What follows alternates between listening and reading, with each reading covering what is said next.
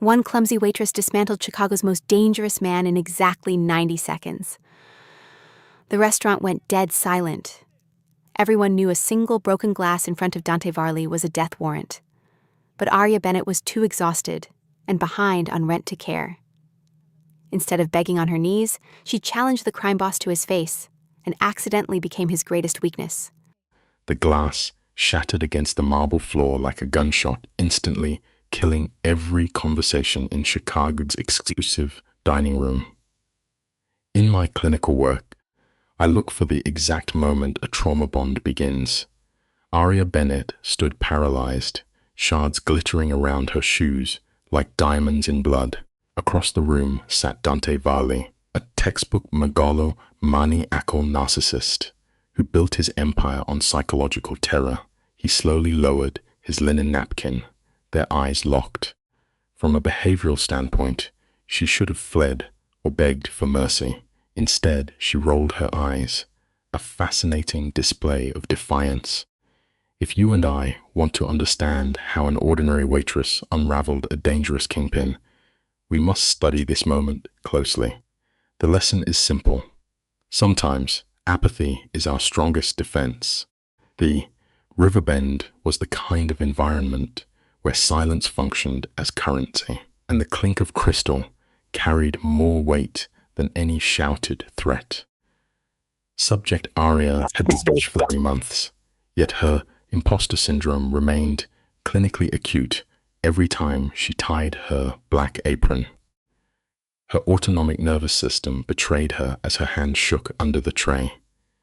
She carried 4 wine glasses, each valued far beyond her monthly wages.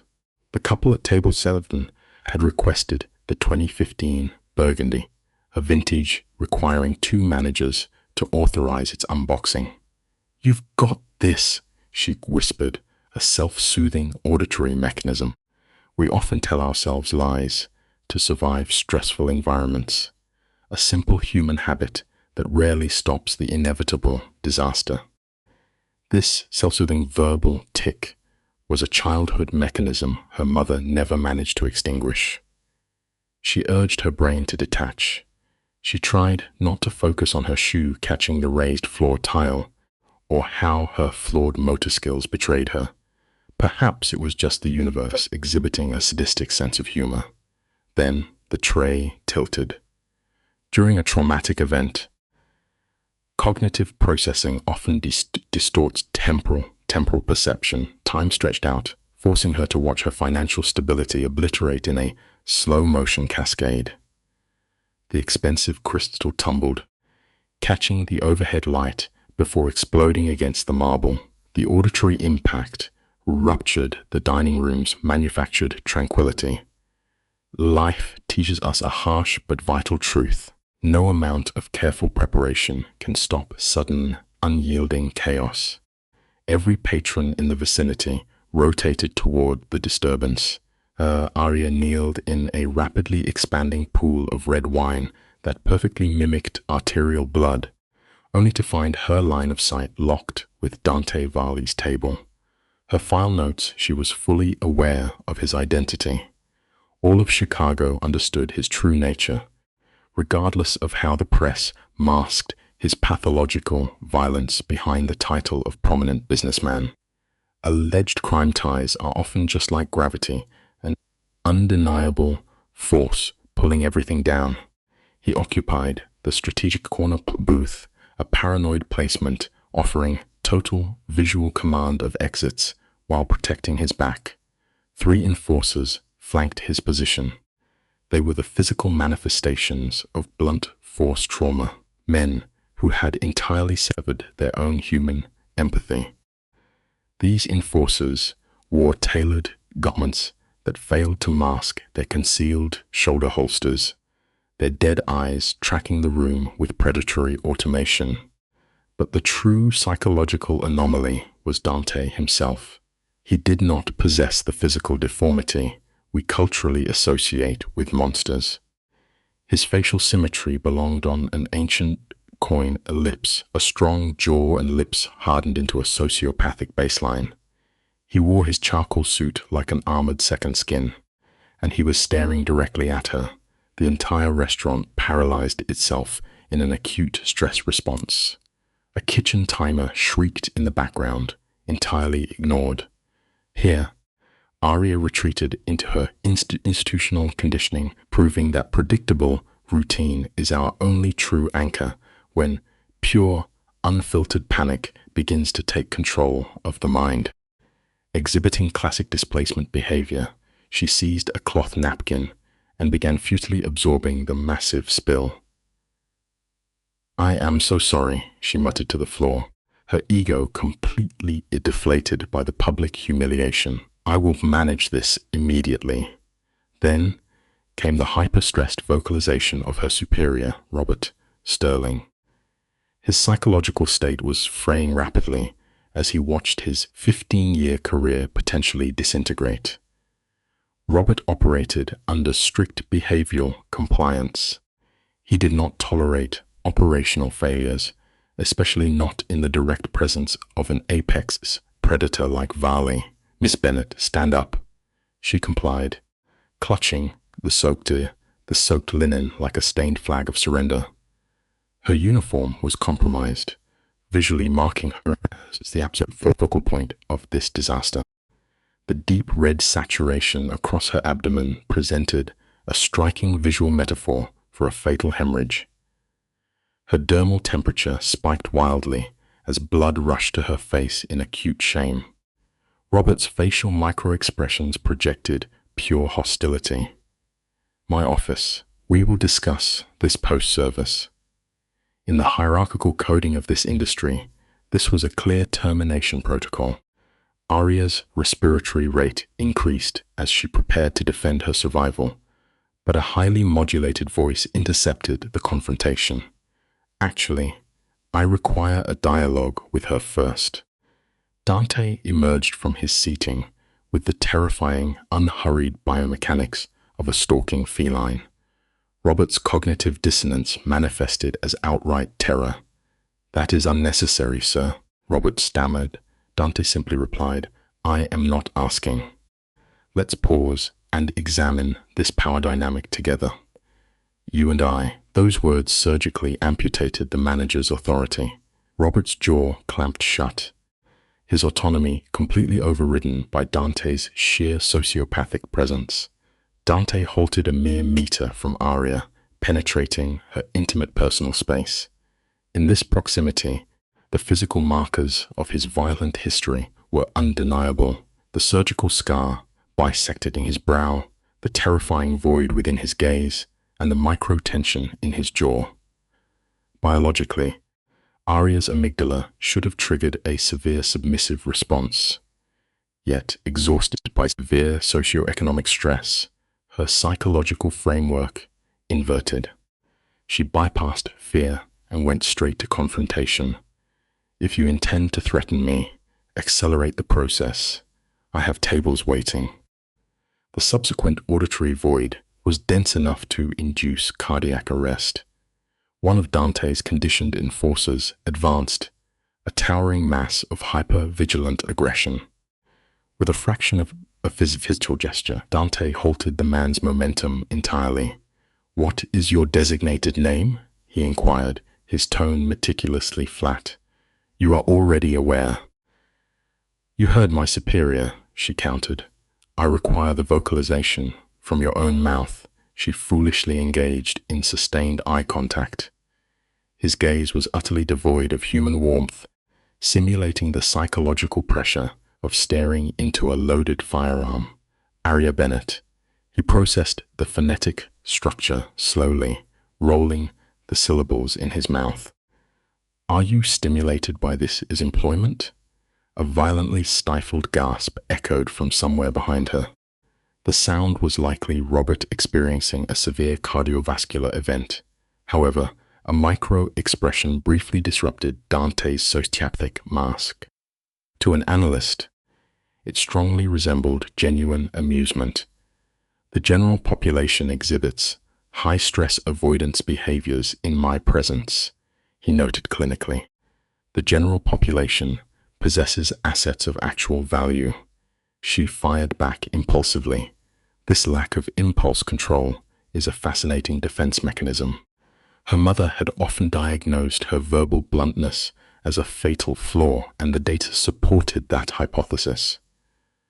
Dante subtly adjusted his posture, analyzing her as a complex behavioral anomaly.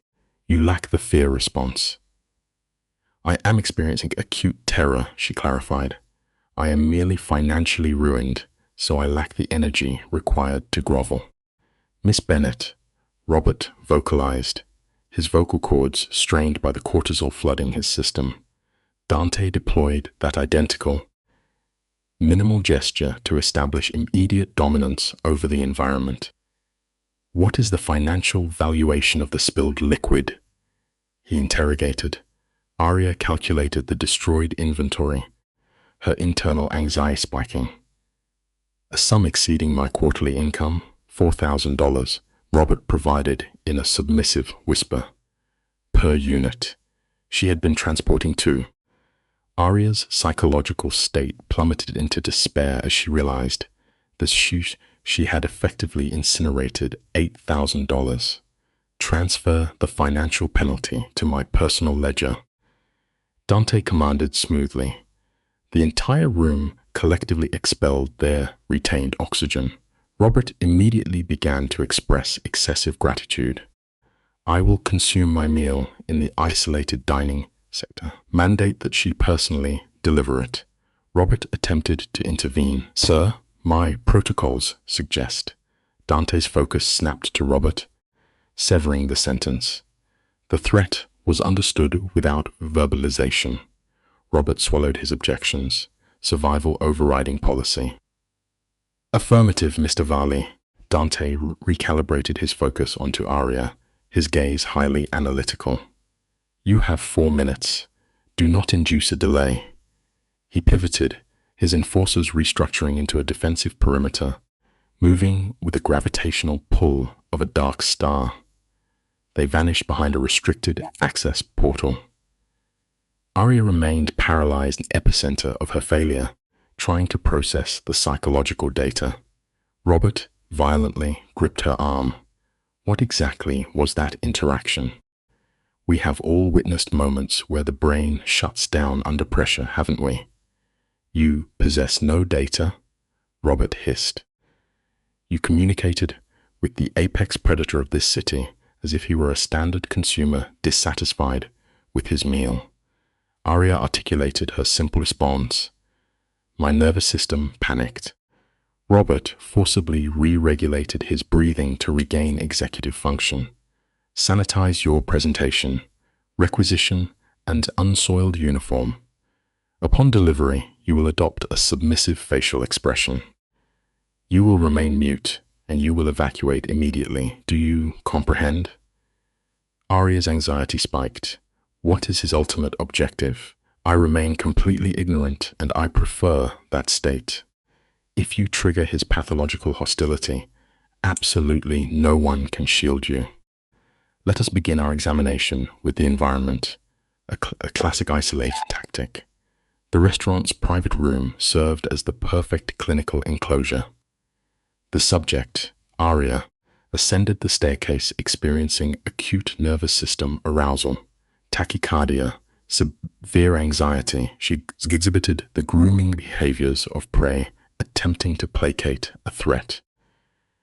The spatial arrangement was highly deliberate.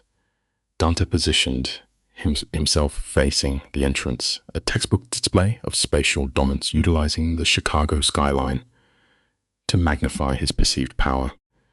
His subordinates were absent, lowering her defensive threshold. We observe Arya paralyzed at the threshold, her primal flight response actively competing with coerced obedience. The lesson here is fundamental.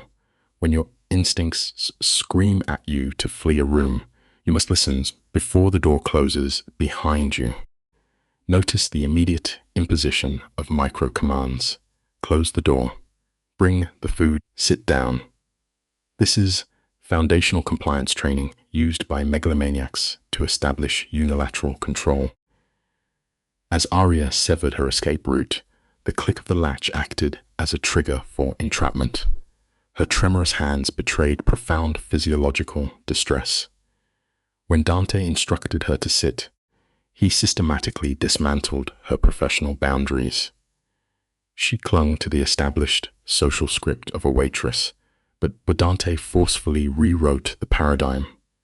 By demanding she use his given name, he manufactured a false intimacy, a precursor for trauma bonding.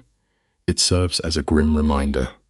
Yielding to small, seemingly polite demands is often the exact mechanism that seals our psychological cages. Examine his methodology closely. He issues a veiled threat to compel compliance, maintaining a predatory fixation. His unblinking gaze induces extreme vulnerability. He introduces the tactic of exceptionalism, telling her she is entirely unique. He details his own pathological grandeur, noting society either exploits or fears him. When Aria rationalizes her actions as simple ignorance, Dante reveals the orchestrated nature of their dynamic. He allowed the disruption merely to study her response. To the layperson, this behavior appears irrational. To the clinical observer, it is a meticulously executed test of limits. We must remember this hard truth. Those who study us in silence are rarely looking for connection. They are simply calculating our exact breaking points. Observe luxury used as a tool of intimidation.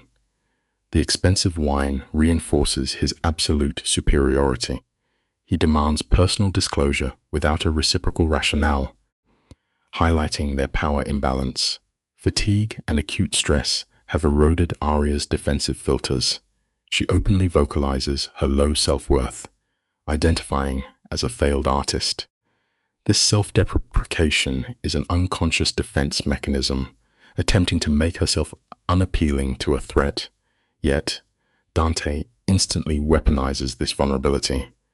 By stating he is looking at her, he targets the core pain of her invisibility. Her fear is highly accurate. It teaches a brutal, necessary lesson. Never hand your deepest insecurities to someone in power, because they will inevitably forge them into a weapon to control you. Pay attention to this pivot. The ambient noise shifts the encounter into manufactured vulnerability. There, Stanton confessed to 12 years of emotional blunting, a symptom of antisocial constructs. He lists his conquests and the fear he inspires, reinforcing his grandiosity while claiming distress. He frames Aria's prior indifference as the sole catalyst capable of penetrating his affective vacuum. This is a highly sophisticated manipulation tactic. By positioning her as his savior, he places an immense psychological burden upon her. Aria freezes, ill-equipped to process this display of fractured humanity. The lesson here is critical. When a predator suddenly reveals a bleeding wound, it is almost always a calculated trap designed to capture and exploit your empathy. Relocating to the window serves a dual purpose. It creates a physical vacuum, compelling the subject to lean in emotionally, while projecting his isolation against the urban landscape. He demands an authentic confession, claiming his social ecosystem is built on deception. This is a textbook method for inducing Stockholm Syndrome. The captor extracts a deeply guarded trauma, forging an artificial bond. Despite her instincts demanding she flee, the psychological snare tightens. Aria vocalizes her most profound existential terror, the phobia of absolute insignificance. We must learn from her tragic error today. True intimacy requires mutual safety, but forced confessions in a cage only ever provide a warden with the master keys to your mind. Let us conclude with the final interruption. His assertion of sight acts as behavioral reinforcement, providing the validation her pathology craves to accelerate the trauma bond. Her vocal fragmentation indicates emotional overwhelm. Suddenly, a ringing phone shatters the intimacy. We observe rapid psychological compartmentalization. The wounded man from 30 seconds prior evaporates, replaced by the rigid posture of the apex predator. As he exits, he ensures the psychological tension remains unresolved. By declaring their interaction incomplete, he implants persistent anticipatory anxiety. The snare is securely set. The clinical takeaway is chillingly simple. You must never mistake the temporary, calculating stillness of a predator for genuine peace. Let us open the case file on Aria Bennett, a textbook study in traumatic bonding. It started in a quiet dining room where she first spoke the name Dante Varelli. The syllables felt alien, an early psychological warning she ignored. She told him seeing him again was a mistake. Dante offered a brief, calculated smile that mimicked human empathy perfectly. As a megalomaniac narcissist, he knew how to disarm his target. When he left the room, her hands shook and her pulse hammered, the body's acute response to an apex predator. She stood alone, unaware that a shattered glass had fractured her reality. It was her entry point into a violent domain of dangerous men who feel absolutely nothing. Today, you and I are going to unpack this psychological descent together. The remainder of her shift became a dissociative blur, a hallmark of acute stress. Her manager avoided questioning her, instinctively sensing the invisible threat Dante left behind. A $500 tip on a $200 check served as initial financial grooming, a deposit on her future compliance. She rode the train home in a state of cognitive dissonance, agonizing over his claim that he had not felt anything real in 12 years. Her tiny apartment offered only an illusion of safety. The drafty windows and rattling radiator were her fragile grounding mechanisms. She coped with this mounting dread through manic artistic expression, creating chaotic paintings at 2 a.m. to process the severe emotional dysregulation she could not safely articulate. Experiencing intense derealization, she sought comfort in simple routines, eating a cheap meal as a self-soothing mechanism. Sitting on her bed, she questioned her own memory of the encounter. Then, the psychological intrusion escalated. A message arrived from an unknown number. Dante told her it was not over. A healthy psyche would have established boundaries, blocking the contact for self-preservation. Instead, the groundwork for Stockholm Syndrome began to take root. She engaged with her stalker, asking how he acquired her information. Dante's response was a calculated display of omnipotence. He recited her biographical data, from her birth in Indianapolis to her move to Chicago, systematically dismantling her privacy to establish absolute dominance over her reality. Dante continued his forensic dissection of her life, noting her academic withdrawal and weaponizing her poverty by citing her unpaid rent. This induced an acute panic response. Her extremities grew cold. She confessed her fear, and his reply was a masterclass in manipulative vulnerability. He claimed he was simply not good at being human. By framing his predatory nature as a tragic deficit, he deliberately triggered her caretaker instincts. She romanticized his total lack of empathy as a profound wound rather than a lethal threat. Defying all basic survival instincts, she chose to validate his dysfunction. She replied that everyone is merely pretending, actively laying the foundation for her own psychological capture. Their exchange mirrored a clinical interrogation.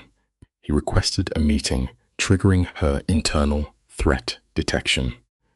Her logical brain knew Dante was an architect of violence who eradicated enemies without remorse. Yet, her emotional centers were compromised. She fixated on the perceived crack in his armor, projecting her own fear of invisibility onto his psychopathic emptiness. This is the tragic crux of Stockholm Syndrome. The victim believes they alone can cure the monster. She agreed to meet at Millennium Park at 2 in the afternoon, setting a fragile boundary regarding her work shift. He promised she would not be late, an absolute assertion of control disguised as care. She had the power to sever the connection entirely, yet she willingly stepped onto the path of psychological ruin. She abandoned her final opportunity for self-preservation, sending a single word that sealed her fate. She suffered through a night of severe insomnia, her nervous system too activated for sleep. Stick with me here. This is where the behavioral patterns become, they become undeniable. By 2, the park was a sensory overload of crowds and noise. Aria stood before the polished steel monument, observing her distorted reflection, a metaphor for her fracturing identity.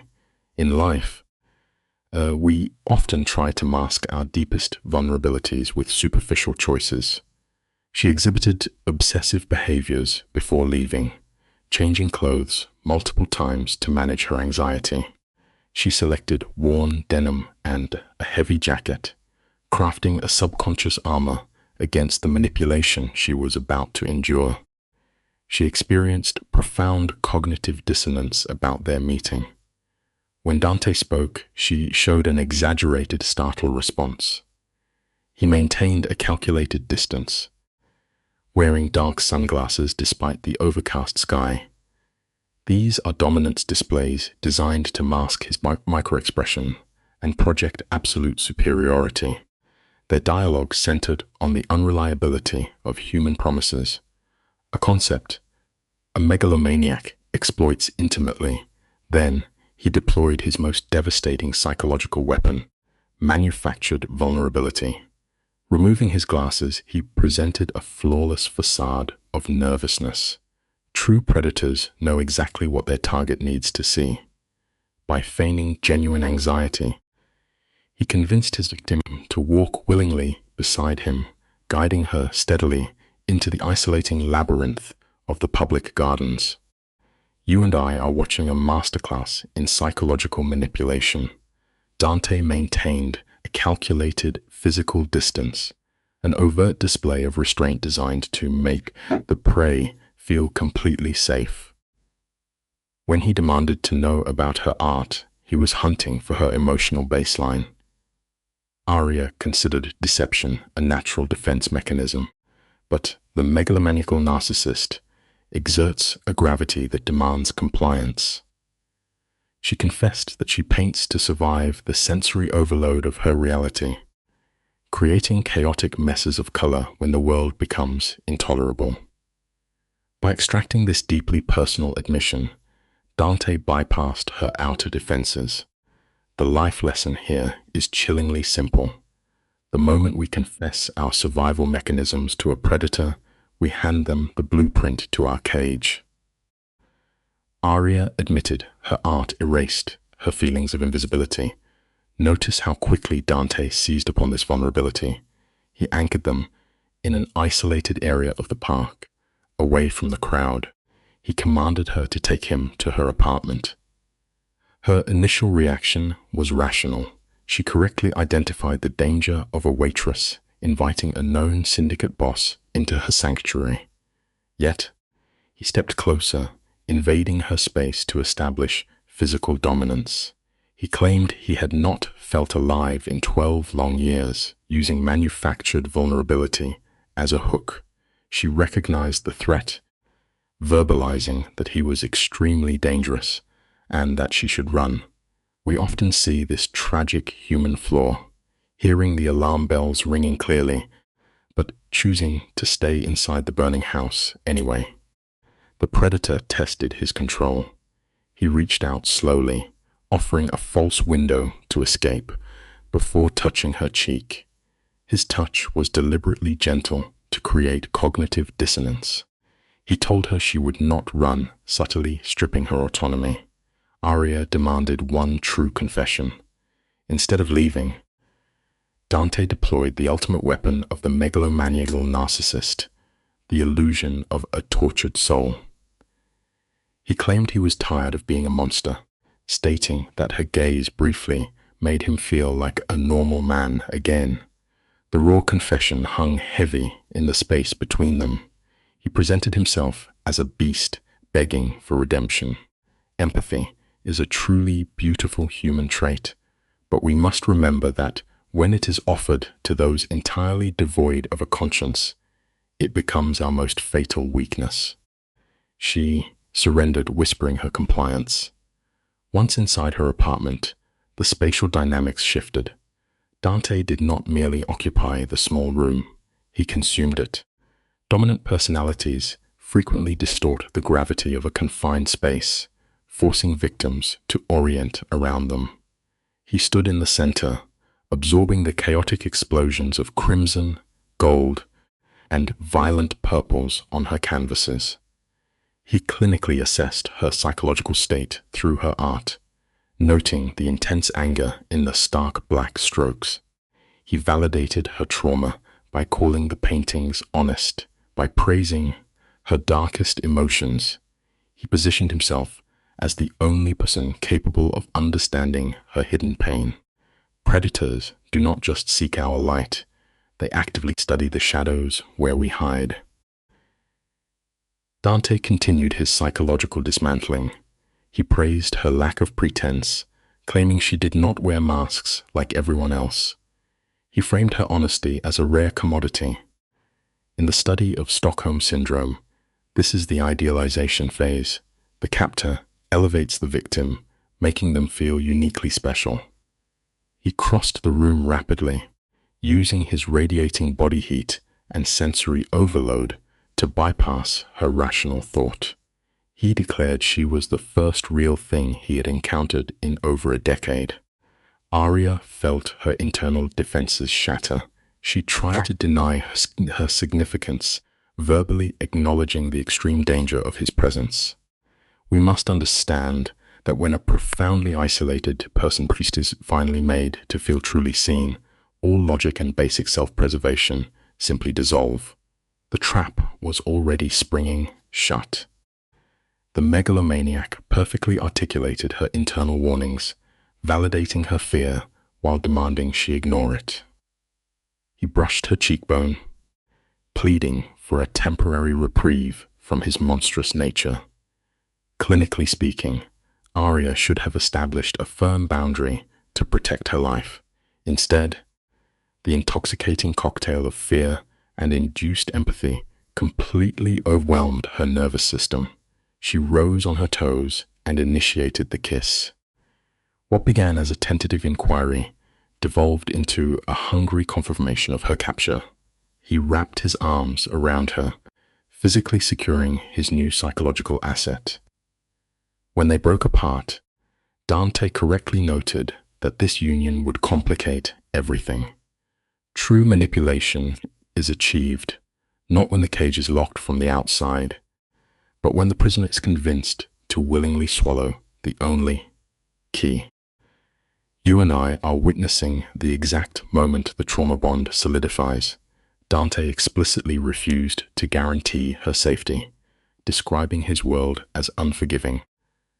Aria demanded to see his true self rather than asking for protection, illustrating how victims mistake shared darkness for profound intimacy. He presented a calculated lowering of his armor. They spent the afternoon trading traumas. He recounted his ruthless ascent in the Chicago syndicate and his talent for subjugating others. She offered up her deep failures, her sick mother, and her stalled life. He did not sugarcoat his criminal reality at all. He fully understood a dark psychological truth. Absolute terror, when carefully paired with sudden emotional vulnerability, will always cement the strongest possible chains. He detailed the brutal mechanics of his existence, the violence, and the permanent disappearance of inconvenient individuals.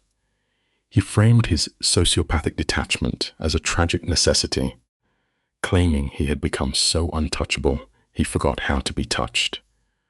Aria listened without judgment, providing the absolute validation that fuels a narcissist's ego. She felt she was bleeding out and healing simultaneously, a classic symptom of severe cognitive dissonance. Then a phone call shattered the carefully constructed illusion. As Dante took the call, Arya watched the vulnerable man instantly vanish, seamlessly replaced by the cold, calculating crime boss. We often forget an important lesson.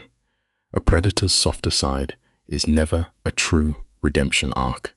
It is merely a psychological tool, easily put back in the box the second real-life resumes. Dante manufactured a visible internal struggle, portraying a war between his desire to stay and his violent obligations. He stated he had to handle a situation, and she offered understanding, cementing her role in his dark ecosystem. He kissed her slowly, using a deliberate anchoring technique to leave a lasting physiological imprint. After his departure, the apartment felt cavernous. This is the immediate withdrawal phase of a trauma bond. Arya touched her lips, her brain flooded with dangerous dopamine. She had invited a lethal predator into her sanctuary, and the terrifying clinical reality was that she intensely craved his return. Her rumination was abruptly broken by an urgent text from her manager, Robert. We must always remember that actions taken inside an isolated bubble eventually shatter against the hard concrete of the real world. The impending meeting triggered a sinking dread of the reality she was ignoring. Yet, she retreated directly into the psychological safety of her delusion. She fixated on how Dante had revered her artwork and handled her with manufactured fragility. She romanticized the dark history he had strategically fed her. Arya knew their connection could not survive his brutal environment, yet she consciously chose to pursue the danger. Looking at the glittering Chicago skyline, she equated the city's treacherous beauty with the megalomaniac who had just invaded her psyche. She believed he had simply stolen a piece of her heart. The fundamental lesson is that we frequently romanticize the people who damage us the most, tragically mistaking a systematic dismantling of our boundaries for an epic, once-in-a-lifetime romance. The back office provided a stark contrast to her newly formed delusion. Her manager, Robert, paced with palpable anxiety, displaying the entirely appropriate physiological response to intersecting with an apex predator. Arya remained detached, her perception heavily warped by the trauma bond. She casually asked if she was being terminated, minimizing the situation by referencing a simple broken wine glass. Robert laughed sharply, desperately attempting to pierce her thick cognitive dissonance. He revealed that 3 different members of the restaurant association had contacted him to find out how he secured Dante as a regular patron. Arya blinked in pure confusion. She was already so isolated inside the psychological bubble that she remained completely blind to the mass terrifying power her captor wielded over the outside world. The megalomaniac was executing a flawless encirclement strategy. Robert explained that Dante booked a private room and requested Arya. Notice her reaction. She interpreted a terrifying display of territorial control as romantic flattery. Robert expressed profound distress, accurately assessing that Arya hooked the most dangerous man in the city. But Arya deflected responsibility, claiming the connection was unintentional.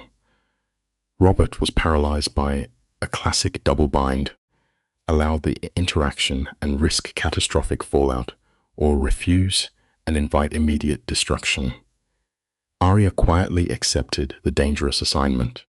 It is deeply unsettling to observe how quickly a psychological victim learns to stop fighting the current and simply lets the dark undertow drag them completely under. Robert attempted to shatter her illusion, stating that Dante was a lethal predator who murdered with his bare hands. He warned her of the grotesque rumors surrounding the boss. Internally, Aria immediately moved to protect her captor. She desperately wanted to defend the man who had treated her art like holy texts and kissed her with manufactured desperation. This fierce instinct to defend the abuser is the absolute hallmark of an entrenched trauma bond. Yet, a tiny fraction of her rational mind acknowledged Robert's warning.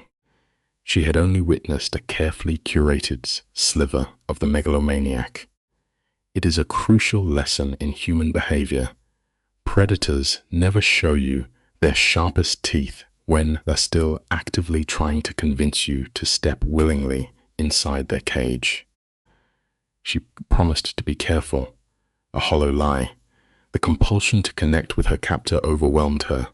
She messaged him about the reservation. His rapid response was a calculated reinforcement of her status. He claimed he could not stay away, requesting her early presence because he missed her. Let you and I be clear about what we are observing. This is the final turn of the psychological screw.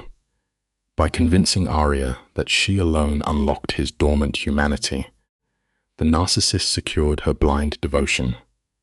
She smiled at the screen, ignoring her subjugation. Always remember this fundamental behavioral truth. When a known monster insists you are the one rare exception to their cruelty, you are never the exception. You are merely theirs newest psychological victim. Let's trace the onset of the syndrome here. The disruption of her reality induced an inappropriate response. "It is uncomfortable," she told a colleague earlier, vocalizing a sharp laugh that entirely disregarded a passing executive's judgment. 4 p.m. Aria had conceded, "But I am still working tonight." She returned to her domicile, using the shower to biologically reset her nervous system. Staring into the mirror, she experienced clinical dissociation. 48 hours prior, she was a socioeconomic ghost. Now, a dangerous megalomaniacal narcissist was manipulating his schedule to maintain psychological dominance over her. Her mobile device vibrated, an untraceable origin. "Aria Bennett?" A highly professional female voice inquired.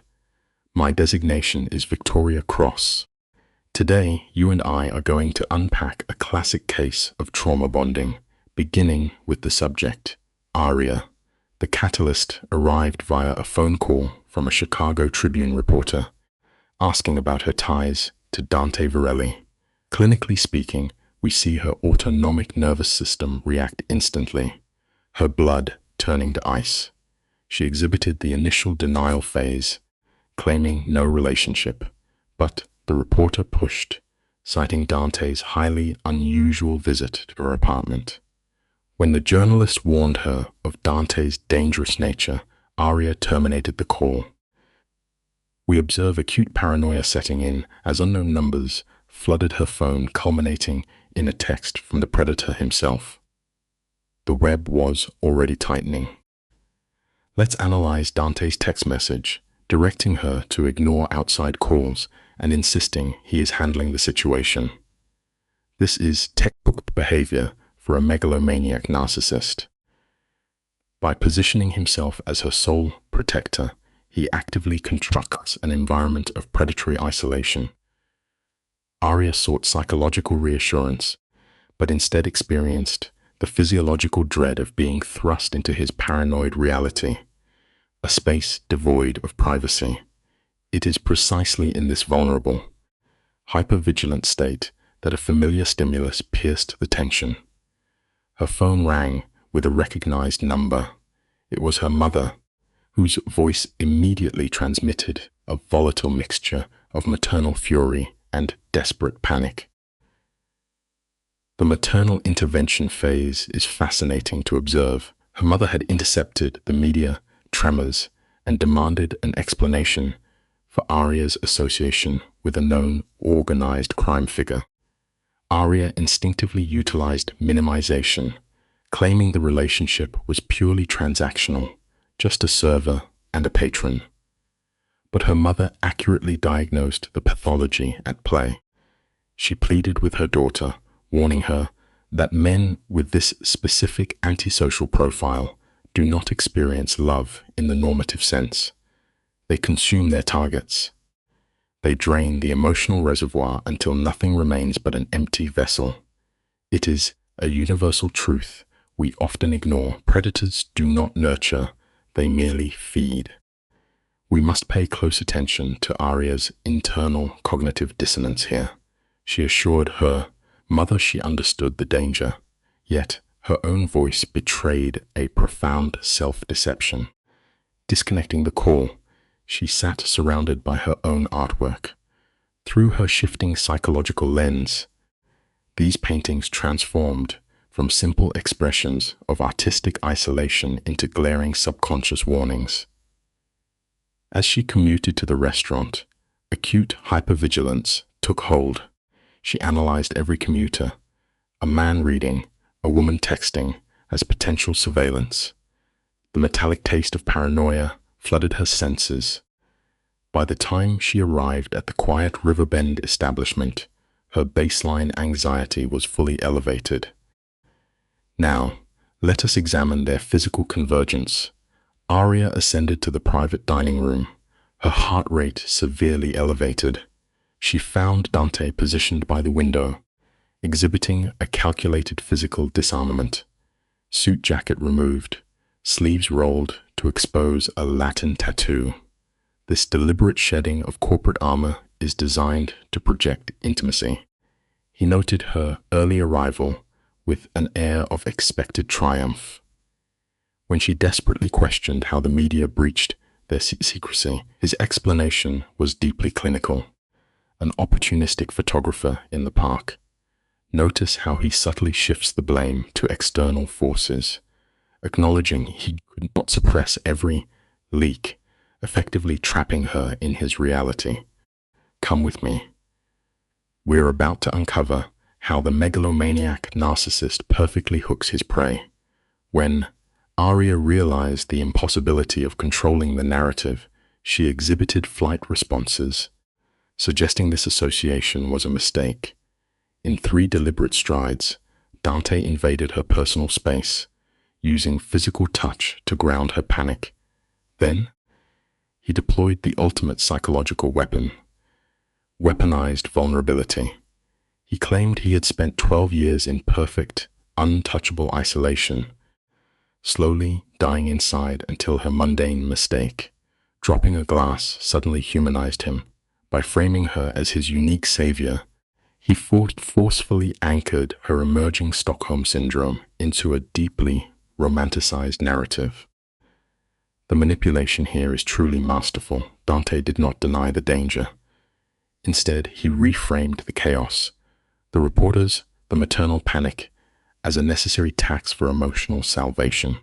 He pleaded for a chance to prove the chaos was worth it. Worth what? The feeling of being truly seen. He utilized her own previously confessed insecurities, turning her fear of invisibility into a powerful psychological bind. She verbally acknowledged the sheer insanity of the situation, recognizing her survival instinct, screaming at her to flee. Yet, the cognitive trap was set. He initiated a deep, desperate physical connection, using intimacy to completely override her logical defenses and solidify her compliance. Observe how the subject attempts to negotiate boundaries within an already compromised framework. Dante commanded her to join him for dinner, effortlessly overriding her professional obligations by revealing he had already manipulated her manager. The megalomaniac plans everything. She was his only claimed variable. Against all clinical self-preservation, she agreed, but mandated absolute, unvarnished truth in return. She believed this demand gave her agency. Consequently, her subsequent work shift became a display of acute neurological distraction. She fumbled orders and compromised her motor skills. Her conscious mind completely hijacked by the impending confrontation waiting in the room upstairs. Stick with me. This is where the psychological profile gets profoundly dark. Her manager essentially expelled her from the floor, recognizing her compromised state. Upstairs, the stage was meticulously set with expensive wine and calculated ambiance.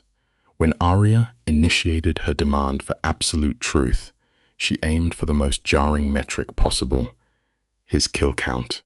A sociopath does not flinch at such inquiries. Dante clinically categorized his lethal actions, admitting to 4 personal executions and dozens of ordered assassinations. He justified this extreme violence with cold, Darwinian logic, framing murder merely as the necessary elimination of threats and the management of organizational weakness. We look closely at his profound lack of remorse. Dante admitted zero regret for extinguishing human life, but then changed to label him a monster. Here, we witness the rapid acceleration of Stockholm Syndrome. Instead of fleeing a confessed killer, Arya engaged in extreme moral relativism. She balanced his violent history against the fleeting moments of perceived gentleness he had shown her, his appreciation of her art, the way he kissed her. She argued that human beings fluctuate between monsters and saints. By asking to hear about his vulnerabilities, she actively participated in her own psychological capture, choosing to view a lethal apex predator through a dangerously empathetic lens. In a desperate attempt to bridge the moral chasm between them, the subject offered a confession of her own. Arya recounted stealing art supplies during her mother's terminal illness, driven by the agonizing need to create while drowning in grief. She utilized this memory to validate her own flaws. Dante, employing textbook behavioral manipulation, eagerly validated her false equivalence. He agreed that while the scale of their actions differed massively, murder versus petty theft, the underlying impulse of desperate survival remained identical. By aligning their psychological motivations, he effectively erased the moral boundary separating a grieving daughter from a hardened, calculating syndicate killer. Let's examine this critical piece of the subject's developmental history, shall we? Arya pressed him for the details of his first execution. Dante detailed a traumatic initiation at age 19, sanctioned by his own father to eliminate a traitor. He described the victim's begging with chilling detachment, yet admitted to an initial, intense somatic response, vomiting and severe insomnia. However, he quickly explained his subsequent adaptation: profound psychological compartmentalization. He learned to sever the monster from the man, locking away human guilt in a mental vault. This is the exact architectural blueprint of the psychopathic mind, built upon the ruins of early, unaddressed trauma.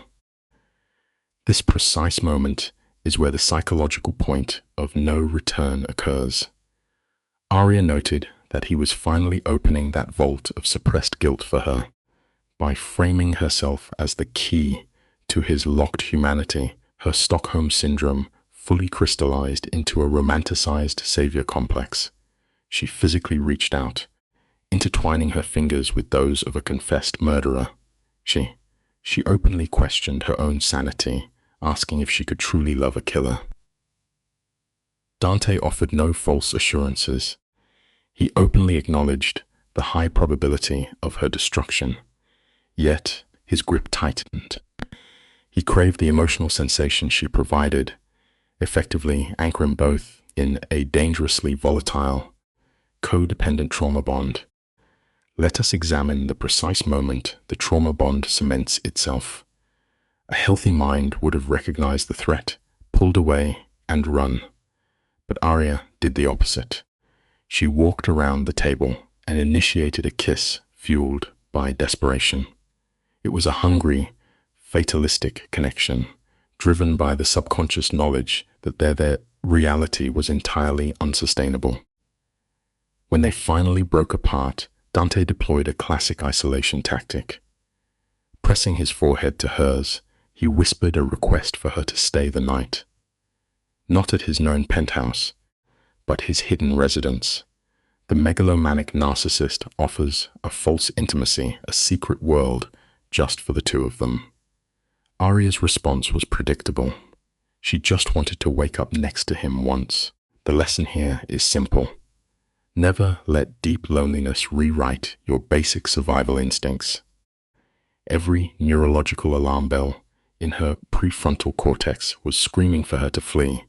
The pacing was too rapid, the emotional intensity too high. But we must understand the pathology of deep isolation. The neglected part of her psyche, the desperate need to be perceived, ultimately overpowered her reason. She agreed. They exited through the rear, slipping into an expensive, tinted vehicle driven by a subordinate. Dante maintained physical contact, a possessive hand on her lower back.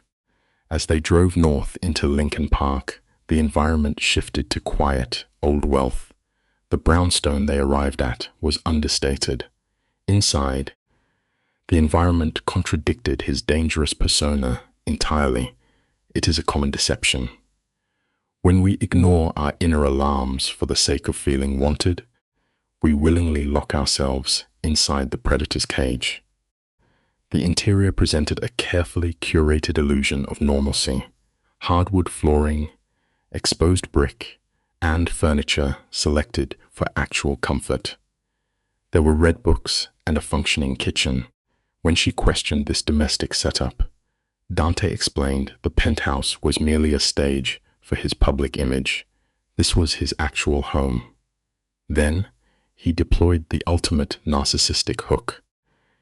He claimed it was empty and that no one had been brought there in 5 years.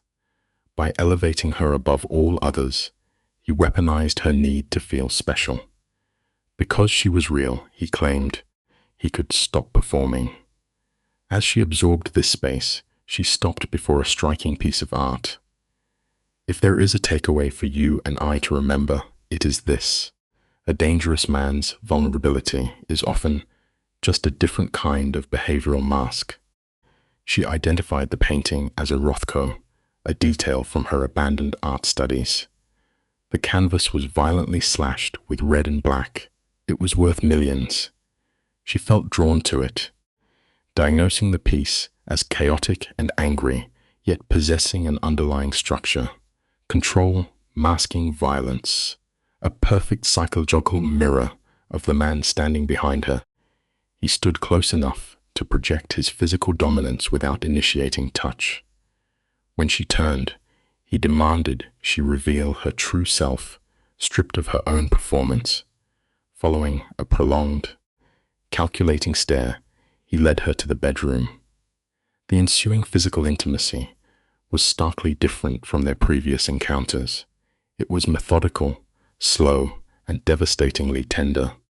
He dismantled her defenses completely, treating her as though she were fragile glass. During this intimacy, her fingers mapped the physical evidence of his violent life. A knife wound over his ribs, a bullet graze on the shoulder. Each scar documented a brutal history of survival. When she asked if the trauma still caused him pain, he manipulated the moment brilliantly, claiming her touch neutralized it. Their physical connection functioned as an extreme coping mechanism, treated as a finite resource to be hoarded against inevitable destruction. When the physical act concluded, they lay in sheets heavily scented with his detergent, pulling her close. He confessed that he was falling in love with her, immediately following it, with a warning that he would destroy her. The behavioral lesson here is profound. When a destructive entity warns you of their nature, you must believe them the very first time. Her physiological response was immediate, a sharp tightening in her chest. She begged him not to destroy her. Dante, playing the tragic monster, claimed he knew no other way. This is the crux of Stockholm Syndrome. The victim begins to see the captor's dysfunction as a shared project. She offered to learn together. He begged her to stay, to endure his chaotic world, even as it threatened to consume her. Rationally, it was a catastrophic decision. Yet, she verbally committed to remaining. They slept as two fractured psychological profiles, attempting to form a cohesive unit. At 3 a.m, her survival instincts temporarily woke her. The bed was empty. Her heart rate spiked wildly until she located him standing by the window, staring out at the dark city skyline in his boxer shorts. He did not turn to face her. Instead, he coldly outlined the violent reality of his network.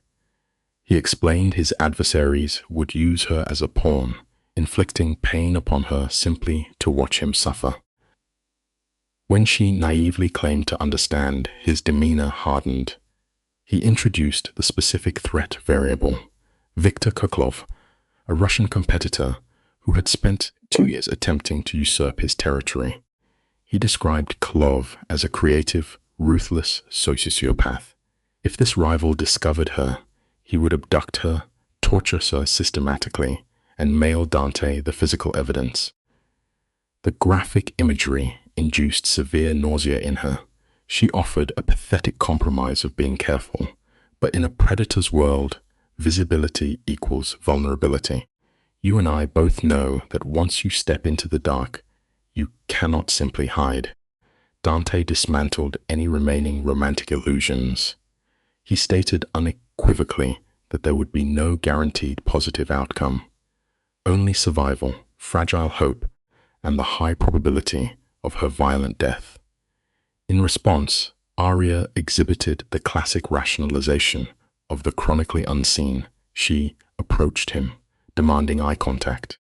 She detailed her lifelong psychological invisibility, serving food to oblivious patrons, painting in the dark, enduring a profound lack of physical touch. She framed Dante as her savior, the first entity to truly acknowledge her existence. She explicitly stated she preferred a dangerous, vibrant life over a safe, invisible one. Look, the human mind is tragically adaptable. We will choose a toxic poison over a safe starvation, simply to feel something undeniably real. She doubled down on her fatalism, declaring that everyone dies, but her death would carry the triumph of having been perceived. Dante pulled her into his chest, his physical reaction a disturbing amalgamation of laughter and grief. He diagnosed her as insane, to which she noted she had learned from his example. They returned to the bedroom. This subsequent encounter was entirely reactive, fueled by an acute awareness of their dwindling timeline. As the morning sun painted the skyline in soft, deceptive pinks, the psychological calm shattered. Dante revealed the critical intelligence. Viktor Klov knew about her. One of Dante's operatives had confirmed the leak. Klov possessed surveillance materials. He had mapped her routines, her employment, her residence. A hostile action was practically imminent. The systemic panic set in. She desperately sought a tactical solution. Dante informed her he had already relocated her mother to a secure facility. He had mobilized a surveillance network covering her apartment, her workplace, and her transit routes. Framing her face in his hands, he demanded absolute, unquestioning compliance. This is a crucial control mechanism, masked as protective care. She observed genuine, unfiltered terror in his eyes, a fear not for his own preservation, but for hers. He made a solemn vow to prevent her loss, promising to use any means necessary to guarantee her physical safety. Yet, even as he articulated the promise, his vocal fluctuations betrayed deep uncertainty. The crushing weight of his massive criminal architecture was actively collapsing around them both. Let us evaluate her mental state here. She had actively consented to this paradigm, selecting a terrifying visibility over her previous safety. Now, she was forced to process the psychological fallout. The subsequent 3 days dissolved into a disorienting blend of mundane tasks and extreme hypervigilance. She maintained her occupational facade, serving meals and manufacturing smiles, agonizing over an invisible countdown. She began to perceive her handlers, Dante's heavily armed subordinates in tailored suits, occupying corner booths for hours. They tracked her movements with clinical precision. Dante labeled this perimeter as protection. To Aria, the psychological reality felt exactly like a maximum security prison. Freedom traded for security is often just a cage with a significantly different name. Their routine devolved into a desperate psychological roleplay. Following her shift, he would transport her to the brownstone, where they engaged in a pantomime of domestic normalcy. She prepared meals while he observed, morbidly fascinated by the ordinary mechanics of domestic life. They consumed media. They meticulously avoided any discussion of the approaching violence, treating the physical connection as a temporary shield against reality. Then, on the 4th day, the behavioral loop ruptured entirely. While distributing plates to a dining table, her cellular device began a continuous vibration cycle. She initially suppressed the alert, but it persisted. Retreating to the restroom, she discovered a terrifying notification cluster. 7 unanswered calls from Dante, 3 escalating, frantic text messages. The digital directives were absolute. He commanded her to call immediately. Trembling uncontrollably, she initiated the connection. He answered instantly. His vocal tone was rigidly structured, but the underlying psychological panic was palpable. He demanded her location. When she confirmed she was at work, he delivered the catalyst. Victor Klov had executed a lethal strike on a South Side hub. 3 operatives were deceased. The rival left a highly specific psychological trigger, a surveillance photograph of Aria, bearing handwritten coordinates for a midnight rendezvous at Navy Pier. Klov's ultimatum was clear: a solitary meeting, or Aria's physical components would be mailed to the local press. The clinical lesson is brutal. In the game of absolute power, romantic love is merely a highly effective weapon. Through the audio feed, she could hear the chaotic orchestration of a syndicate preparing for war. Dante issued a direct behavioral command. She was to evacuate the premises immediately. An operative named Marco was stationed outside to transport her to a secure off-the-grid facility in Evanston. Her panic escalated as she demanded a timeline, which he could not provide. The devastating realization hit her. While she entered forced isolation, he was walking into a calculated execution. She begged him to avoid the pier, identifying it as an obvious trap. The megalomaniac, trapped by his own twisted code of honor and profound codependency, admitted he had no choice. If he failed to comply, the violence would multiply. Their destructive psychological dynamic had finally reached its inevitable, bloody climax. In analyzing the behavioral patterns of high-risk syndicate leaders, we often observe a phenomenon of controlled isolation. Dante possessed a mind wired for lethal contingency, planning this encounter for months. He understood that neutralizing an apex predator required drawing him out of his protected territory. Navy Pier was chosen precisely for its neutral, public variables. Yet, when confronting his compulsion to protect the woman, his clinical detachment fractured. He attempted to placate her fear with reassurances of his 15 years of survival. It is a fascinating psychological defense mechanisms. The belief that past survival guarantees future outcomes in the face of a megalomaniac narcissist. Let us examine the subject, Arya, for a moment. Her response displays the classic markers of Stockholm Syndrome, a complex trauma bond where the captive aligns entirely with the captor's survival. She accurately identified his strategy as a suicidal trap. Dante, exhibiting the typical grandiose confidence of an enforcer, dismissed the probability of his own death. He provided her with a contingency protocol: Marco, money, forged documents, a new identity. He urged her to live, to paint, to remain visible, projecting his own desire for absolution onto her art. But her attachment had already mutated into absolute dependency. She rejected the autonomy he offered, craving only the architect of her chaos. The verbalization of affection in high-stress environments often serves as a psychological anchor. Tears manifested as she reciprocated his declaration. Dante confessed that she had breached his sociopathic defenses, making him feel human again, a dangerous vulnerability in his profession. They refused the finality of a goodbye, opting instead for a temporary farewell. After terminating the call, she observed her own reflection. The terror was absolute, yet it stimulated a hyper-aroused state of vitality. We often forget a simple truth. It is precisely when we are closest to losing everything that we finally realize what it means to be truly alive. Driven by this trauma bond, she evaded Marco and boarded a transit car toward the pier. Her cognitive processing had narrowed entirely to a singular objective proximity to danger.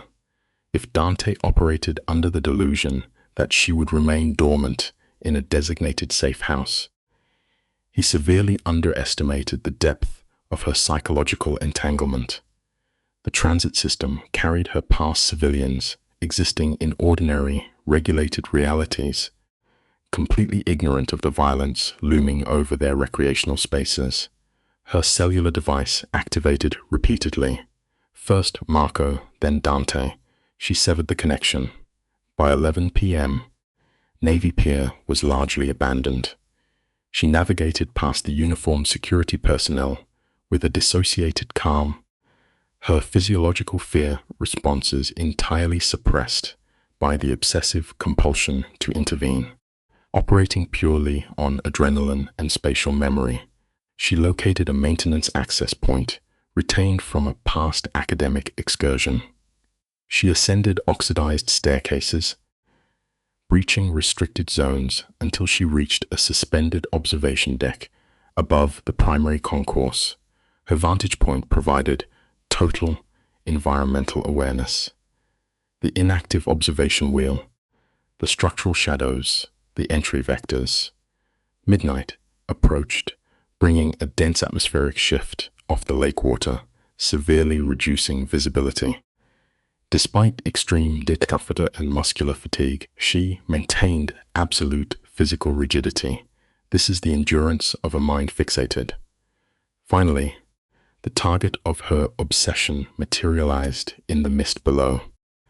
Dante entered the central thoroughfare with the relaxed kinetic baseline of a conditioned predator, hands concealed, devoid of visible armaments or tactical support.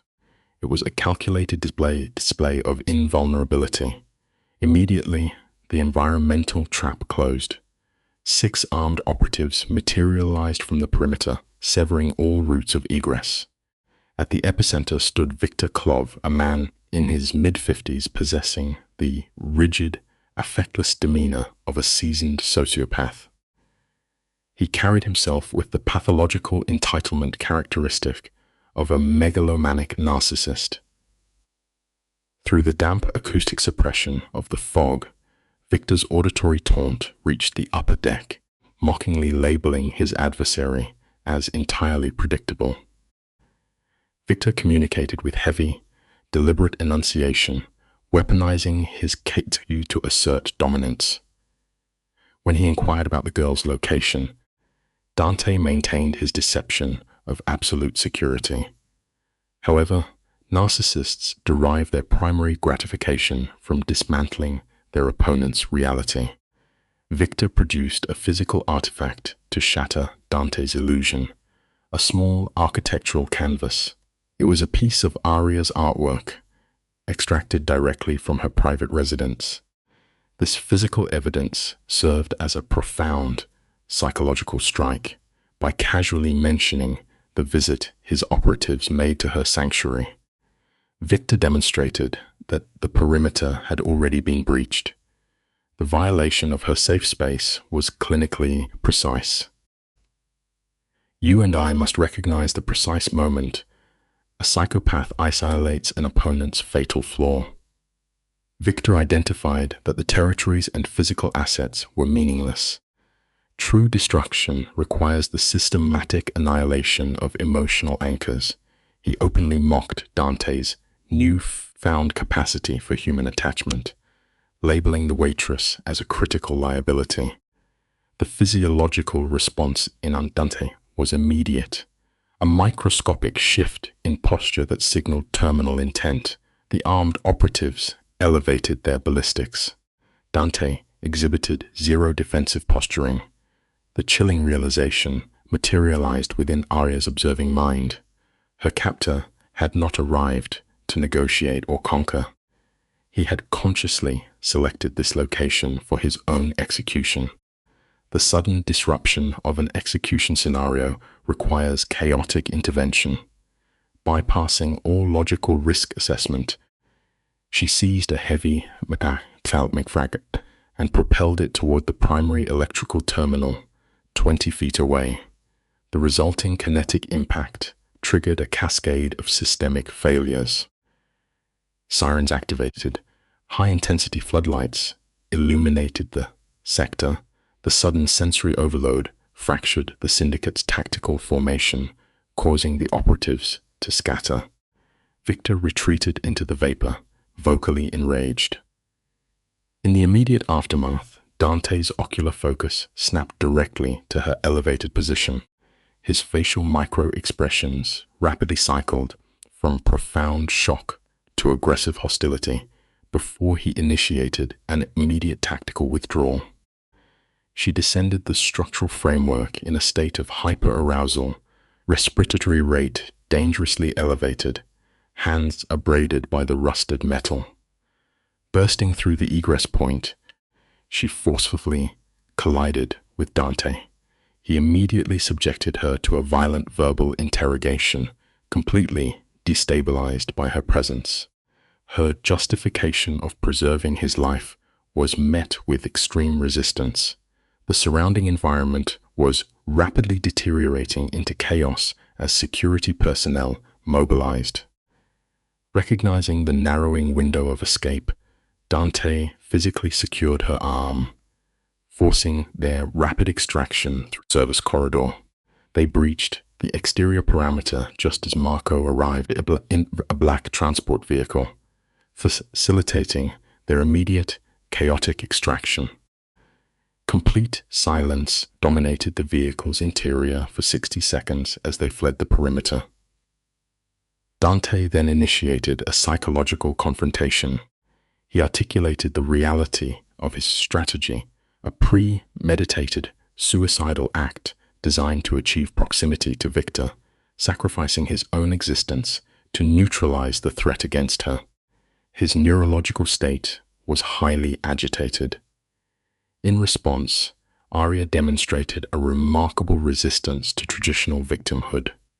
Despite understanding the violent parameters of his environment, she categorically refused to accept a passive role while he absorbed fatal damage on her behalf. Dante rigidly reiterated his perceived function as her absolute protector. Unable to process her demand for agency in this pathological dynamic, the illusion of safety was immediately shattered by external intelligence. Marco delivered a catastrophic operational update. During the confrontation at the pier, Victor's faction had successfully executed a coordinated strike on Dante's primary logistics facility, liquidating capital and munitions. Furthermore, They left a psychological marker. Marco transferred a device displaying the forensic aftermath of Aria's residence. The perimeter was compromised, the aesthetic artifacts completely mutilated, and a chronological threat was painted in red pigment on the structural boundaries. Tick-tock. Dante dismissed the destruction of the artwork entirely, reducing the variable to her biological survival. Victor had formally initiated total warfare. The psychological regression we witness here is both terrifying and entirely predictable. Dante immediately initiated full mobilization protocols, instructing Marco to activate every available lethal asset within their network. He ordered the systematic incineration of Victor's infrastructure, demanding total retaliatory violence against the narcissist and his affiliates. When Aria attempted to appeal to the human empathy he had previously displayed, he explicitly admitted to deceiving her. The ocular indicators of emotional availability vanished, replaced by the profound predatory void she had observed during their initial interaction. The protective entity had been completely submerged. The sociopathic enforcer had resumed total cognitive control. Dante established absolute boundaries, denying her the privilege of requesting mercy. Victor's territory intrusion and psychological warfare had triggered an irrevocable behavioral shift. Dante articulated his intention to fully embody the monstrous persona his reputation suggested. He offered a conditional promise. If she remained after the slaughter, he would attempt to simulate humanity once more. Upon arriving at the fortified residence, he instituted severe lockdown parameters, restricting her physical autonomy entirely. When questioned about his destination, he categorized his objective simply as a hunt, with an undefined temporal duration. In a final act of desperate grounding, she physically secured his face, forcing an ocular connection. We begin our clinical observation at the point of traumatic separation, begging Dante not to lose his humanity, a classic projection of her own psychological deterioration. That desperate kiss is not romance, it is a behavioral anchor. You and I are going to unpack this case file together, examining how isolation triggers acute panic. Guarded by armed men while a territorial war ignites, she spends the first hour pacing, and the second staring at her silent device. By the third hour, her mind seeks a coping mechanism. She discovers art supplies and begins painting. The violent slashes of red are a textbook manifestation of internalized terror, purging her psychological scream until the phone finally rings at 4 a.m. Observe the auditory cues when she answers the phone. Dante's voice exhibits the auditory fatigue typical of prolonged hypervigilance. He reports the destruction of 2 of Vittorio's warehouses, a systematic dismantling of the rival's infrastructure, and the neutralization of 3 lieutenants. When Aria asks if he is injured, his casual dismissal of trauma highlights a dangerous psychological dissociation. He estimates a week to extract Victor from hiding, triggering a claustrophobic panic in Aria. She protests the loss of her autonomy, demanding her normal life back. This is a fascinating cognitive dissonance. She clings to the illusion of the civilian world, while Dante reduces her existence to a single variable, her physical preservation. She has functionally become a possession. The crack in Dante's voice is a vital diagnostic marker.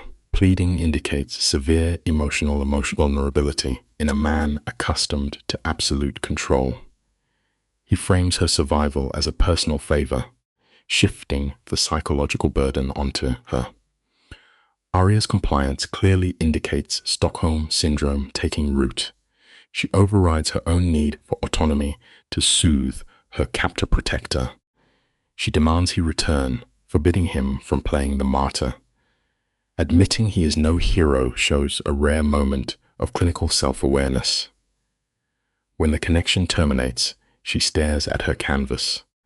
The frantic red strokes symbolize her internal fragmentation.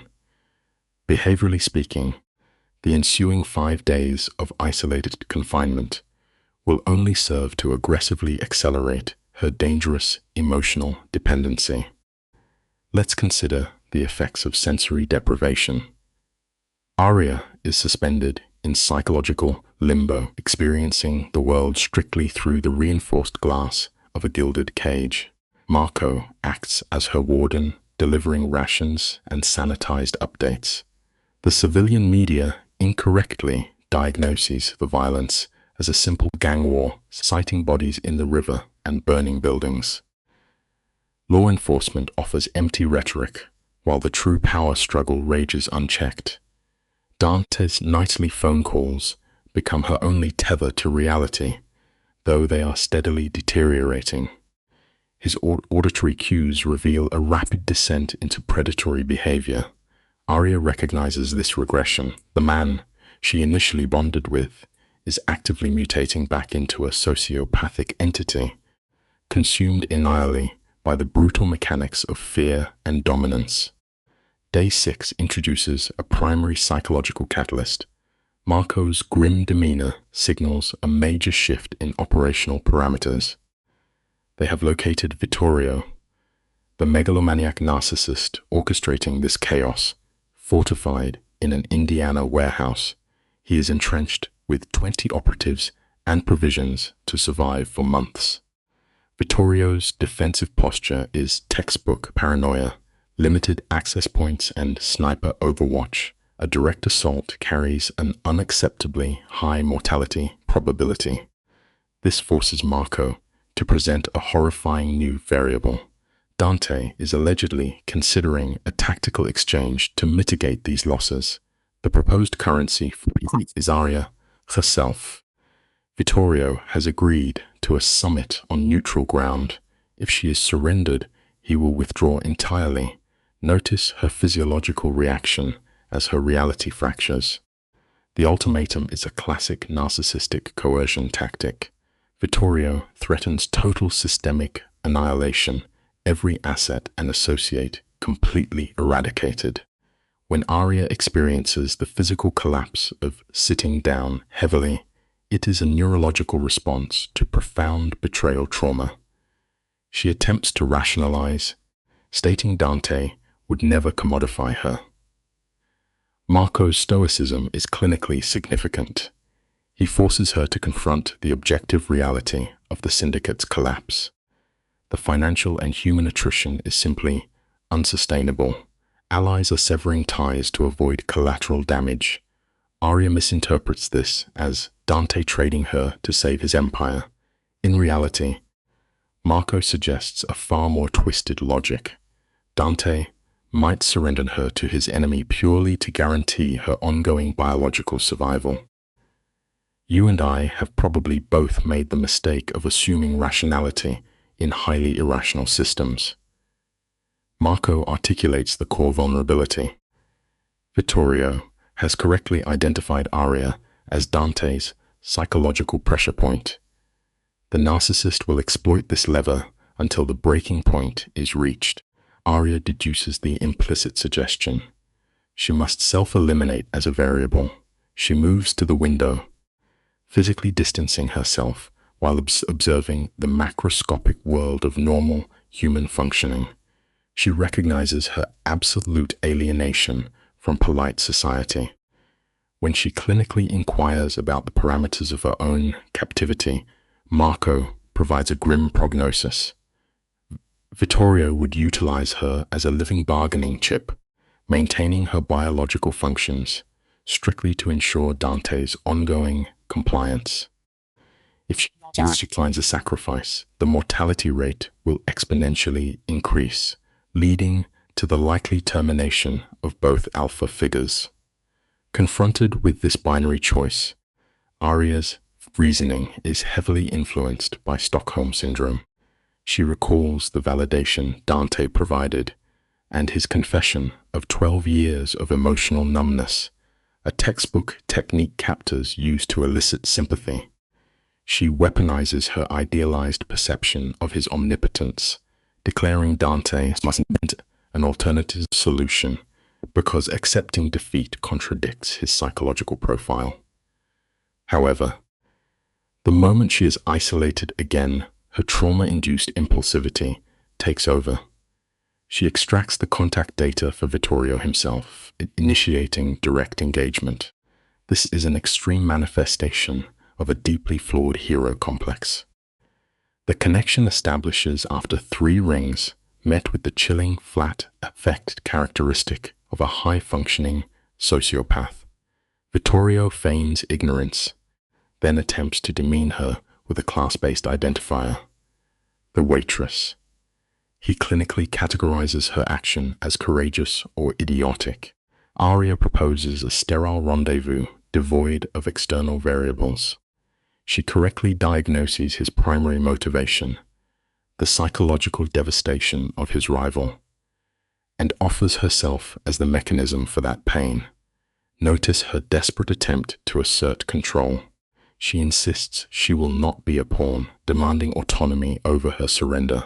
The megalomaniac narcissist finds this amusing, yet she astutely targets his curiosity, proposing he simply must examine the anomaly that shattered Dante's unyielding armor. This is where we see the power dynamic shift momentarily. Vittorio agrees, requesting the spatial and temporal coordinates.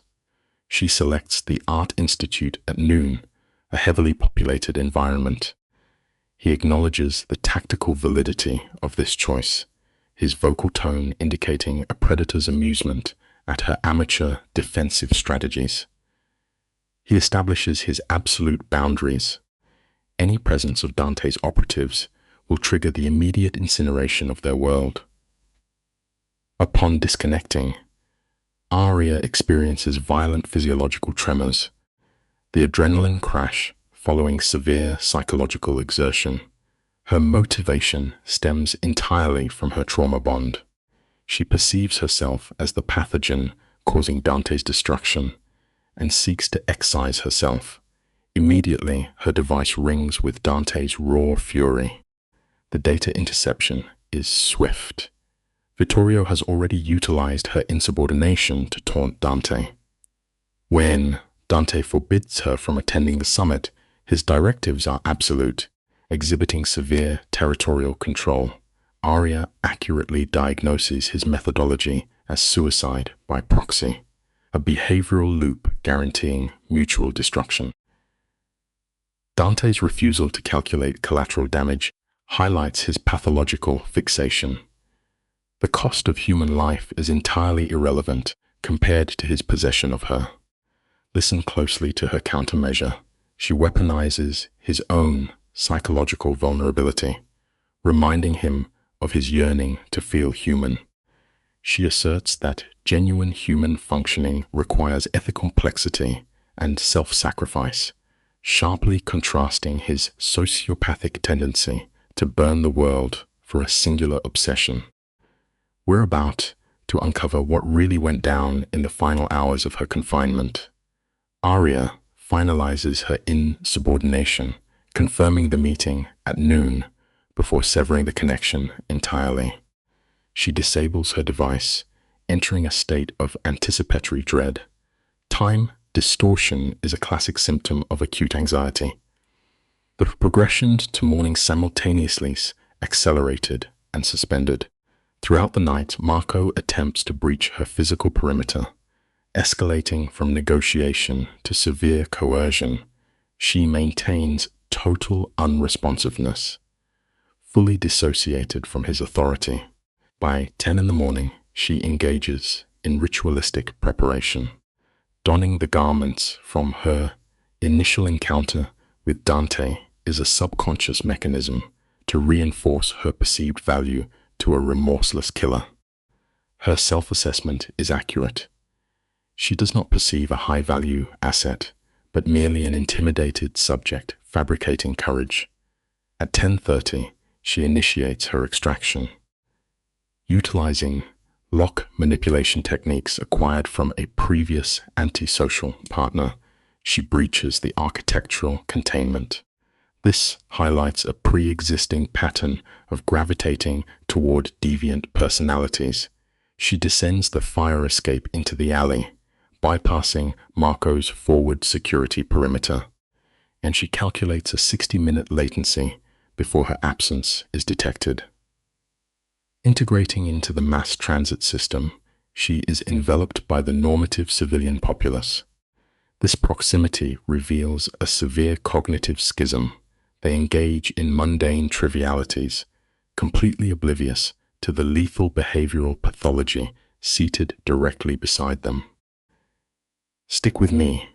This is where the psychological convergence reaches its apex. The physical velocity of the train mirrors her rapid detachment from normative society. She arrives at the cultural institution, a location linked to her 1 year of art school and past attempts to rationalize isolation. She once believed decoding visual representations of loneliness could provide emotional salvation. But if there is one simple truth we can all take from her case, it is this: nobody is coming to save you. True rescue always has to start from within yourself. She positions herself at 11:45, utilizing the clustering of civilians as a biological shield. She secures a vantage point and enters a hypervigilant holding pattern. The narcissist materializes precisely at noon. Look at the behavioral markers in this first encounter.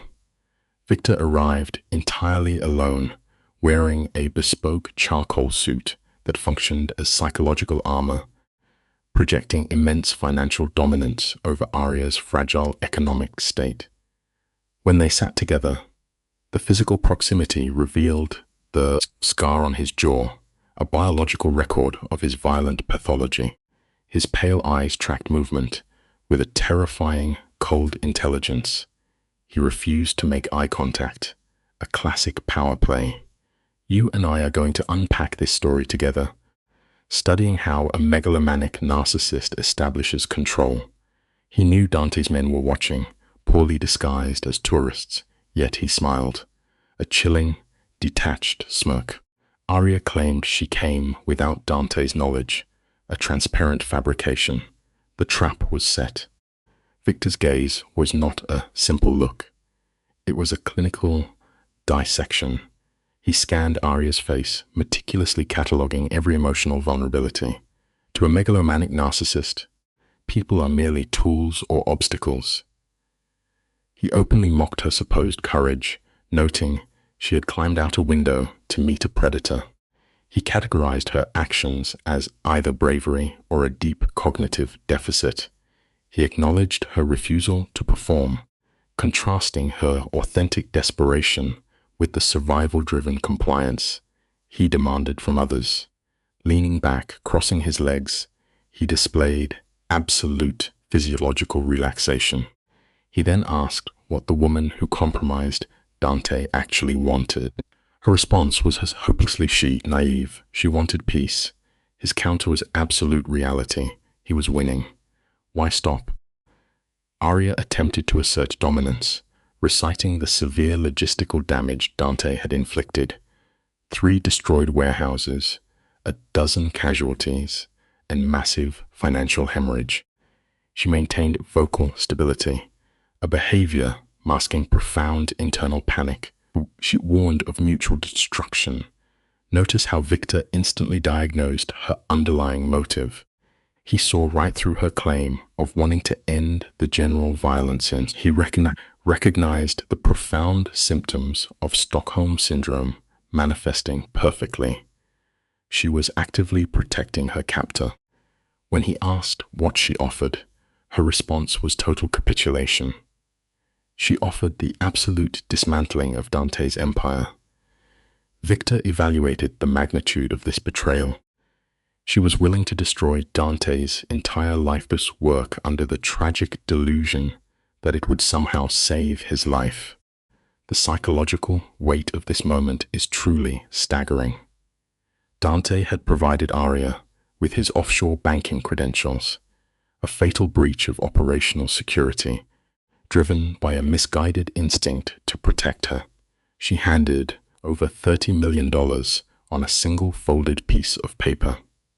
Victor accepted the document with zero facial effect, though an autonomic response betrayed him. His pupils dilated. Pure, unadulterated predatory hunger. When he questioned her motive, her reasoning was a textbook example of cognitive distortion. She genuinely believed that by stripping Dante of his resources, she would neutralize the threat without casualties. She maintained eye contact, convinced she was negotiating a bloodless surrender. She entirely failed to understand that a megalomaniac narcissist does not leave any survivors. Let's look at this piece by piece, shall we? Aria demanded Dante's survival in exchange for the empire. Complete amnesty. The surrounding environment, tourists taking photos, oblivious to the high stakes beside them, highlights the surreal isolation of trauma victims. Victor spoke, piercing directly to the core of her Stockholm syndrome. He recognized her destructive devotion, correctly predicting that Dante would never forgive such a betrayal. Aria accepted this emotional death sentence, prioritizing the sheer biological survival of her captor. Victor pocketed the intelligence and offered a vague consideration. When she desperately demanded his word, his amusement was palpable, a ruthless killer mocking the very concept of honor. Yet he offered a single nod, a hollow verbal contract built entirely on sociopathic manipulation. The final threat was a masterclass in psychological terror. Victor promised a prolonged execution, specifically targeting Dante by forcing him to watch her die. This is exactly how the megalomaniac narcissist ensures absolute compliance. Before vanishing, he planted a seed of cognitive dissonance, pointing out the dark asymmetry of her relationship. He noted she was sacrificing her existence for a man who only ever extracted value, a stark, manipulative psychiatric truth.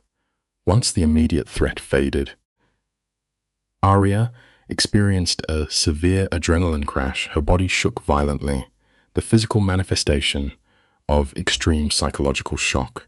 She had executed the ultimate betrayal of her captor, entirely convinced her sacrifice was a profound act of love, and the fatal financial intelligence she handed over was dangerously accurate. On the transit back, Aria turned her device on to find an avalanche of frantic communications, 17 missed calls, and 32 messages from Dante. This rapid-fire contact indicates a severe psychological loss of control on his part. Avoidance behavior kicked in. She could not bring herself to read them. Instead, she contacted his subordinate. Upon learning that surveillance had witnessed her contact with the rival, she exhibited a strange, fatalistic calm. She ordered them to transport her back to the residence. The drive was defined by extreme tension.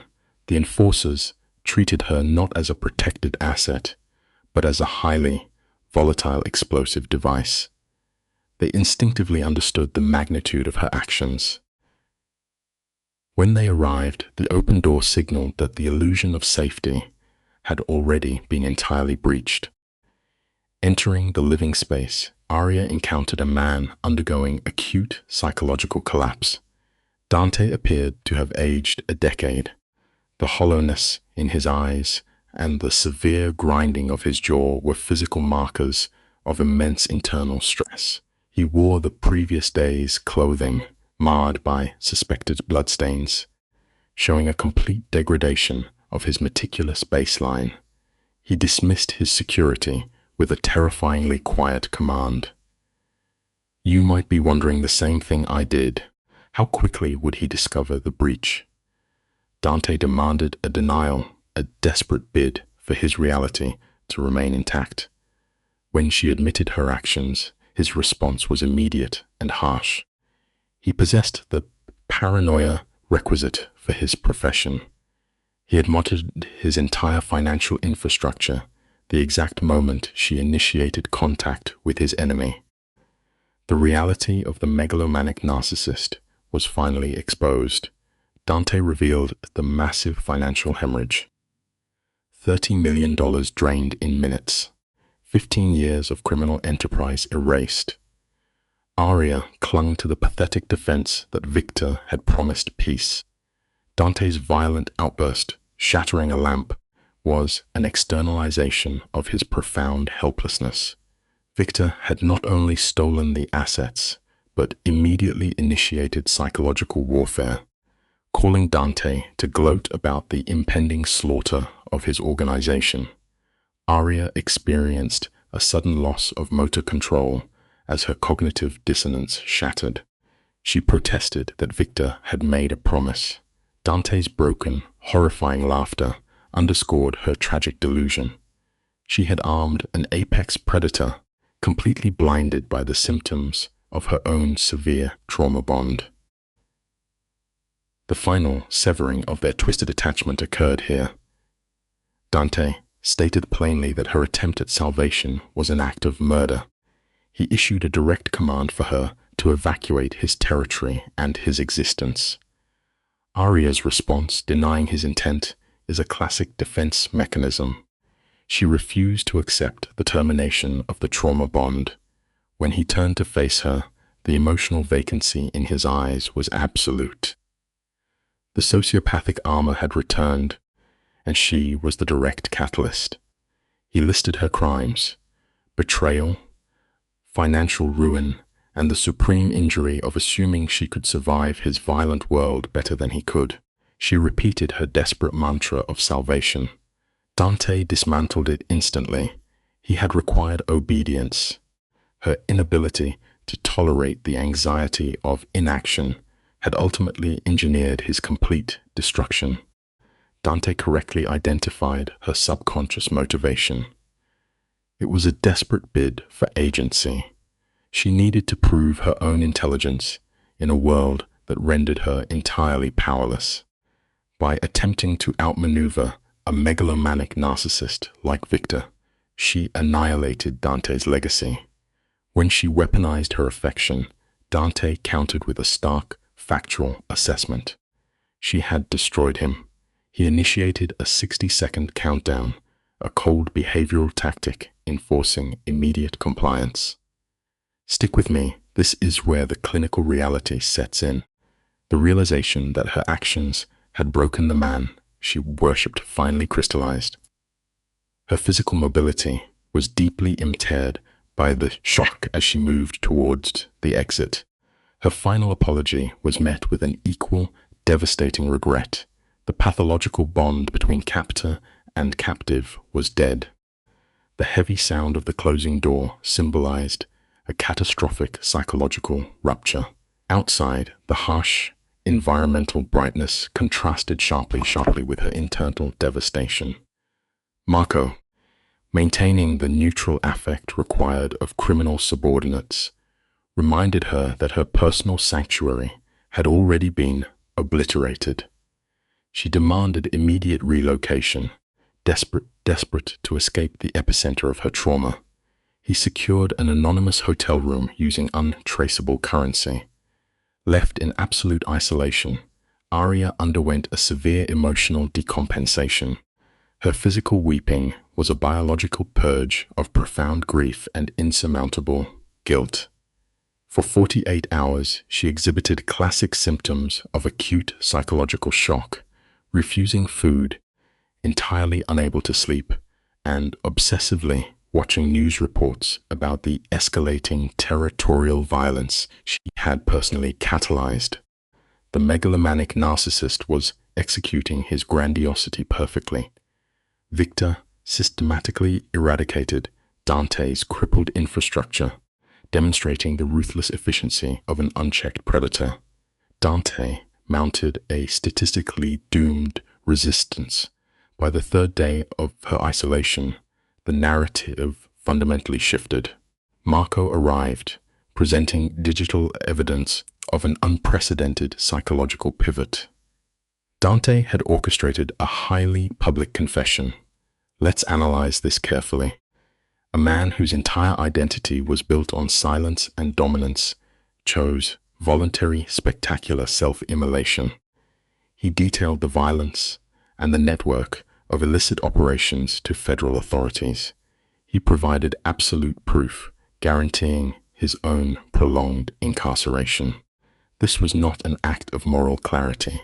It was a calculated, highly destructive final strike. Marco articulated the ultimate scorched earth strategy. Dante was deliberately incinerating his legacy to deny Victor the narcissistic supply of a conquered empire. Aria's confusion stemmed from her inability to comprehend such absolute spite.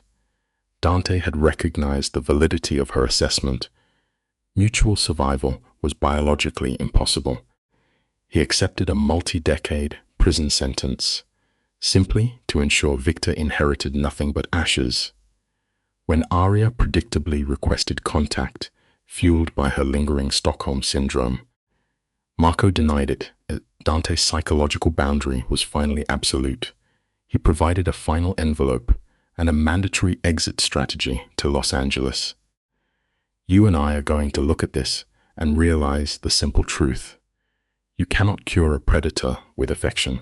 Sometimes, the only way to survive a monster is to just walk away. Let us examine the psychological profile of Dante, a classic megalomaniac narcissist, and his subject, Aria.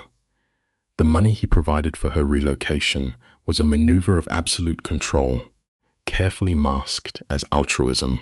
Upon receiving his envelope, Aria's numb physical reaction indicated profound trauma bonding.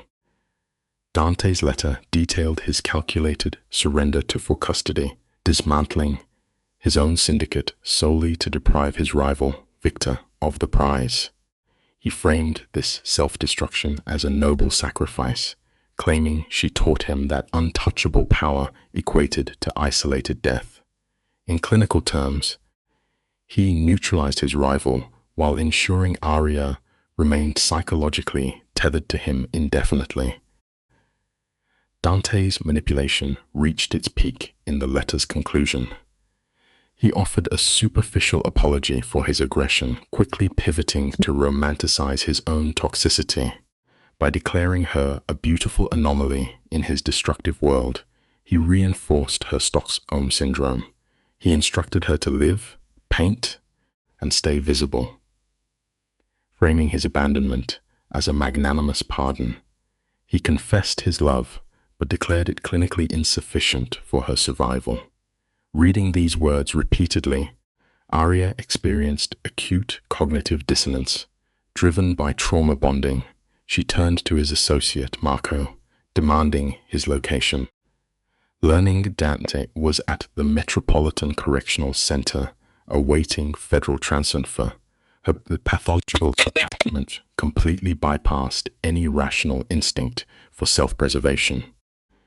You and I must closely observe her behavioral compulsion in this phase, insisted on a final visitation, completely rejecting Marco's warning that Dante's dismissal was permanent.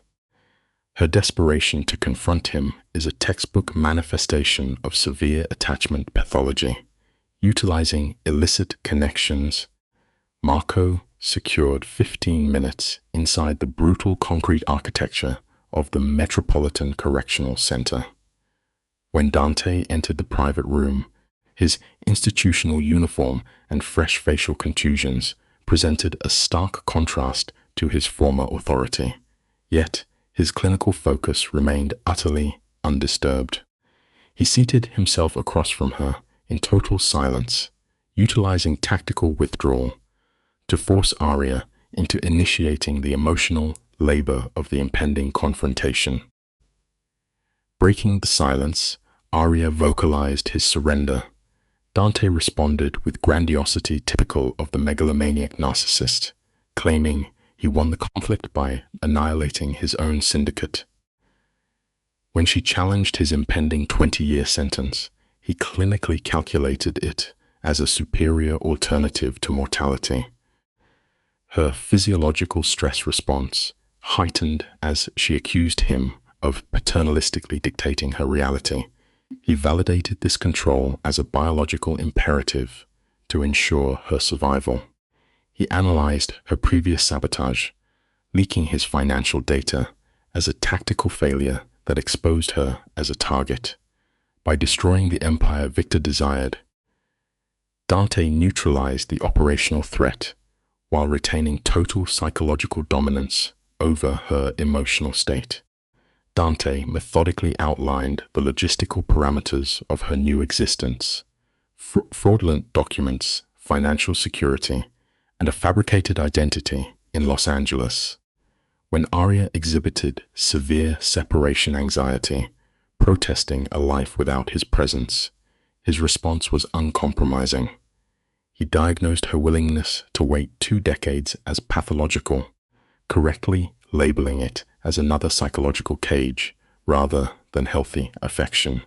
Yet, he simultaneously reinforced her trauma bond by weaponizing his love to enforce her departure. Arya experienced acute emotional dysregulation, internally screaming against his unilateral decision. Her desire to sacrifice 20 years of her life for an incarcerated syndicate leader highlights the terrifying, unyielding durability of Stockholm Syndrome. Observe the subject's internal rationalization process here. Analyzing Dante's facial micro-expressions of resolve and distress, Arya experienced a moment of reluctant cognitive clarity. She recognized that obsessive devotion would merely replicate her historical invisibility, replacing one dysfunctional dependency with another. She verbalized her resentment, projecting intense anger onto his supposed nobility. Dante rapidly deconstructed her romanticized view, clinically confirming his motivations were purely selfish. Constrained by physical cuffs, he admitted his desire to freeze her in a state of unblemished psychological preservation. By severing the connection, he prevented her inevitable degradation into collateral damage, prioritizing his idealized memory over her autonomy. Dante stated his absolute psychological limit: he could process incarceration, but not her systemic destruction. Arya's autonomic nervous system reacted with tears as she sarcastically listed normative human behaviors: painting, securing a non-threatening partner, experiencing biological aging. Dante offered a rare, congruent emotional display, instructing her to achieve the societal visibility she lacked. When she questioned his future ruminations and potential regret, his affirmative response was calculated to maintain the parasitic emotional link while technically setting her free.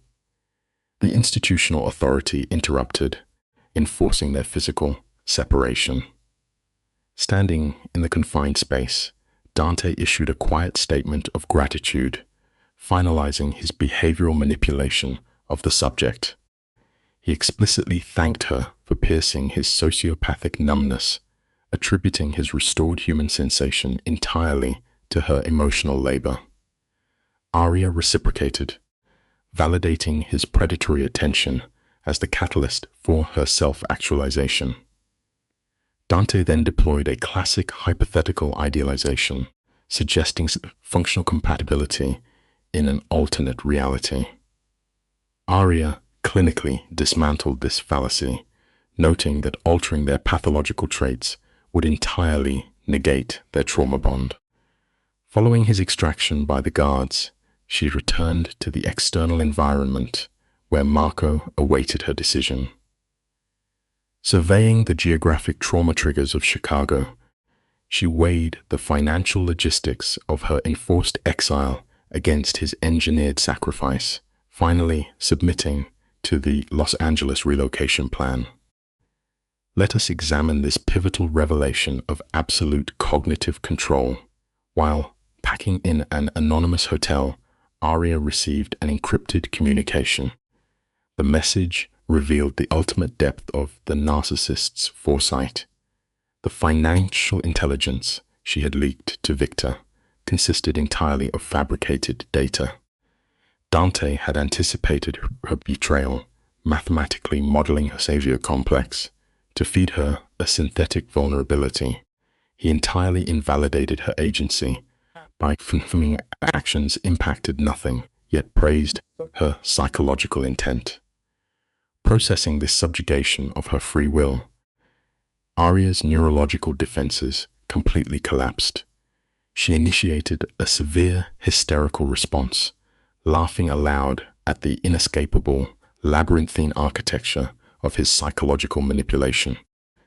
Her hysteria rapidly devolved into profound weeping, a somatic realization that he had preemptively insulated her from her own destructive empathy. A secondary transmission arrived, directly contradicting his previous written thesis. Dante claimed his love was sufficient, and that releasing her was the ultimate manifestation of that pathology. By commanding her memory, he ensured permanent cognitive residencies within her psyche. She affirmed her eternal attachment, promising never to forget. His final directive ordered her to immortalize him through her art, not as a hostile entity, but as a fractured, authentic human. Following the digital termination, her emotional purging exhausted her physical capacity. She then engaged in artistic sublimation, translating their trauma bond onto a raw canvas.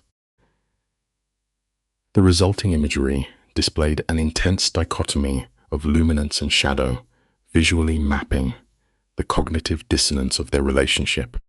She utilized the medium to process the catastrophic consequences of his altruistic facade, regulating her nervous system through continuous motor function until daylight. Having temporarily stabilized her physiological state, she completed her extraction protocols and departed for the transit hub. Chicago remained behind, a geographic container of her psychological dismantling and reconstruction. Los Angeles presented a sterile environment for behavioral integration. Meanwhile, within a federal facility, Dante Valli began the isolated process of neurological adjustment. Both subjects survived, permanently rewired by their mutual psychological infection. Rationalizing the trauma as an unconventional romance allowed Arya to mitigate the acute shock of separation. The shift to Los Angeles introduced a massive sensory contrast. Her new dwelling was clinically cramped, offering limited privacy and bleak visual stimuli. Yet it provided a necessary illusion of territorial sovereignty, despite being funded entirely by illicit capital. During the initial integration phase, she exhibited classic dissociative behaviors. She engaged in excessive walking to the point of physical injury and obsessively observed normative social interactions, attempting to reconstruct her pre-trauma identity baseline. By the subsequent week, the intense compulsion to process her psychological damage forced her to acquire new creative materials. Investing heavily in professional-grade tools, she initiated an intensive period of self-directed exposure therapy. She established a localized workspace, subsequently experiencing a 72-hour catatonic delay before initiating any action. When the block finally broke, her primary subject was inevitably the architect of her trauma. However, her cognitive framing actively suppressed the predatory aspects of the narcissist. Instead, she painted the idealized surrogate, the entity that provided validation, the partner who exhibited dependency, the captor who orchestrated her release. The resulting portrait captured his profound psychological fragmentation. Upon completion, she mounted the artifact as a permanent trigger, immediately succumbing to a severe somatic emotional release. We frequently see this in survivor profiles. Repetitive sublimation becomes the primary stabilizing mechanism. Aria systematically documented every geographic anchor of her trauma: the restaurant, the residence, the aquatic boundary of their conflict. She externalized the binary extremes of her Stockholm syndrome, converting silent terror into visual data. 30 days into this integration protocol, she secured foundational employment within a local gallery. Functioning as a receptionist provided necessary routine, preserving her bandwidth for nightly processing. Her superior accurately diagnosed her active flight response from her portfolio. The clinical takeaway here is simple but vital. Survival is never about erasing your scars, but rather learning exactly how to use them. Let us examine the subject, Aria. We see the classic manifestations of trauma. Her employer, Carmen, observed her paintings were quite literally screaming, a subconscious purging of the psychological residue left by Dante Valli. You and I are going to unpack this case file together, examining how trauma binds captor and captive. For 3 months, Aria experienced a fragile baseline of normalcy. Then, at 2 in the morning, the intrusion occurred. A telephone call from Sarah Chen, a federal prosecutor in Chicago. The mere mention of Dante's name instantly triggered Aria's nervous system. Her blood ran cold. The lesson here is quite simple. Geography cannot cure a psychological haunting. You can flee the physical and environment, but you cannot escape the architecture of your own mind. Notice her immediate physiological response. Her first inquiry was not for her own safety, but for the well-being of the megalomaniacal narcissist who had dismantled her life. This is the textbook paradox of Stockholm Syndrome. The prosecutor pressed for her cooperation to dismantle Dante's criminal syndicate, yet Aria's cognitive dissonance flared. She sat staring at her own canvas, a painted monument to her captor. She rationalized her refusal by claiming he had granted her freedom, framing the apex predator as a benevolent savior. She believed that testifying would somehow drag him down, protecting him at the expense of her own civic and moral preservation. It is a powerful reminder for us all. The most insidious prisons are not constructed with iron bars, but with misplaced gratitude toward those who held the key. The prosecutor attempted to appeal to Aria's sense of objective justice, urging her to consider the syndicate's collateral damage. But trauma bonds do not yield to logic. Then came the psychological manipulation from Dante himself, delivered via proxy. Dante had predicted her refusal. Even from a maximum security cell, the narcissist pulled her strings, weaponizing her own traits against. He sent a message asserting that testimony was not a breach of loyalty, but an act of truth. It was a masterclass in behavioral control. He knew exactly which emotional levers to push to elicit her compliance. Realizing she was trapped by his lingering influence, Aria immediately began negotiating terms, not for her own protection, but to secure a reduced sentence for the very architect of her suffering. Her demands were clinical and desperate: leverage her testimony for legal leniency.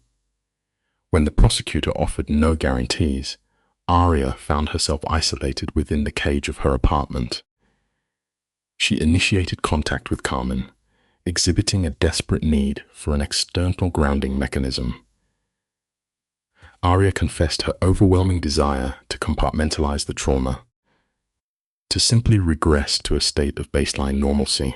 Yet, she articulated the defining symptom of her condition. The perpetrator remained permanently lodged in her psyche. He dictated her thoughts, her artistic output, her very perception of reality. It serves as a necessary observation for our own lives. We often expend exhausting amounts of energy attempting to bury our history, forgetting that repressed trauma does not simply vanish. It mutates. Arya verbally identified her own psychological tether. She had fled the city, yet the narcissistic kingpin still occupied her internal space. Carmen, acting as an impromptu therapeutic mirror, challenged her avoidance behaviors. She reframed Dante's manipulation not as a trap, but as a test of Arya's resilience. Carmen offered a remarkably grounded assessment of human attachment, noting that profound bonds rarely adhere to polite, structured boundaries. They are chaotic, demanding, and inherently destructive. Carmen posed the ultimate diagnostic question. Could Arya tolerate her own cognitive dissonance if she continued to hide? The lesson we draw from this is foundational. Avoidance only delays the inevitable confrontation with the self. 2 weeks later, she boarded a flight to Chicago. The geographic return to Chicago served as an exposure therapy session. The environmental triggers remained identical, yet Arya's internal architecture had fortified. She entered the federal courthouse not as a fleeing victim, but as a conscious participant in her own narrative. Let us observe the courtroom dynamics. She occupied the witness stand, adopting a clinical detachment as the prosecutor systematically extracted the data of a trauma. Arya provided unfiltered intelligence. She offered no emotional shielding for the criminal network. Predictably, the defense counsel initiated a character assassination protocol. They attempted to reframe her survival mechanisms, trying to categorize her as merely a vindictive, unstable romantic partner, rather than a crucial psychological witness to a megalomaniac. The defense attorney leaned heavily into a narrative of calculated betrayal, questioning her transmission of financial intelligence to Viktor Klov, a rival threat. Arya's response perfectly encapsulated the paradoxical logic of Stockholm Syndrome. She confessed to initiating a tactical betrayal, but solely as a desperate intervention to preserve Dante's life. She recognized that the narcissist's ego would lead him to inevitable destruction, so she attempted to orchestrate his downfall to force his survival. When confronted by the defense's slick accusations of deception, she delivered a chillingly clear rationale. She openly admitted an attachment so profound that she was willing to shatter the man she loved to prevent his physical demise. It is a terrifying testament to how trauma distorts the protective instinct. That single admission neutralized the defense's strategy, shifting the atmospheric pressure of the entire courtroom. The prosecutor recognized the psychological weight of the moment. Arya's testimony did not present her as a hostile actor, but as a traumatized individual navigating an environment predicated on extreme violence and coercive control. For 3 grueling weeks, she subjected herself to this environment, witnessing the systematic, bureaucratic dismantling of Dante's criminal empire. Notably, she maintained a strict visual boundary, refusing to make eye contact with her former captor, knowing such a stimulus would trigger an emotional collapse. Ultimately, the judicial system functioned exactly as intended, securing convictions for 15 operatives. The pathology of the organization had been surgically excised. Exiting the judicial facility, the reality of her attachment reasserted itself. Marco, a remnant of the syndicate, presented the inevitable request. The narcissist demanded an audience. Marco challenged her lingering avoidance, forcing her to confront her own compulsions. We must examine this choice together. She willfully entered the Metropolitan Correctional Center, returning to a literal cage to confront the man who had built her psychological one. Dante appeared physically diminished, yet his narcissistic core radiated a terrifying calm. The power dynamic had ostensibly shifted. He acknowledged her presence with the smug satisfaction of a predator whose calculations proved correct. Because of her cooperation, his 20-year sentence had been reduced to 8. The ultimate manipulation had succeeded. She demanded to know the purpose of the summons. His response was a calculated deployment of validation, the primary tool of the megalomaniacal narcissist. He praised her for prioritizing truth, an ironic sentiment from a man whose entire existence relied on deception. Then he revealed the depth of his surveillance. He had been monitoring her artistic output through illicit channels, observing how she consistently rendered him on canvas. He recognized that he remained the singular focus of her psychological processing. He instructed her to continue, framing himself as a distant, benevolent muse rather than a destructive force. It is a sobering lesson regarding the ego. Even stripped of his physical empire, the narcissist finds a way to install himself as the absolute center of his victim's universe.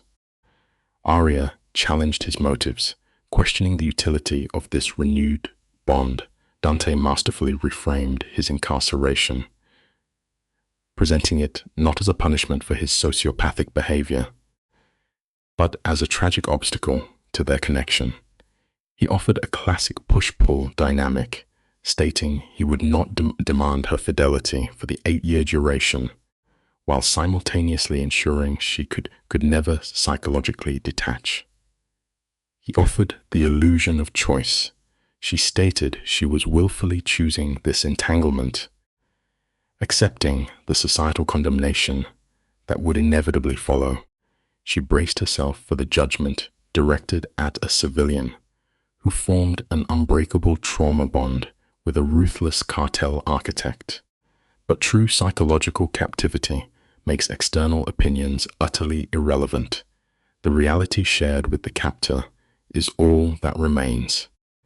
She exhibited a profound emotional blunting regarding external judgment.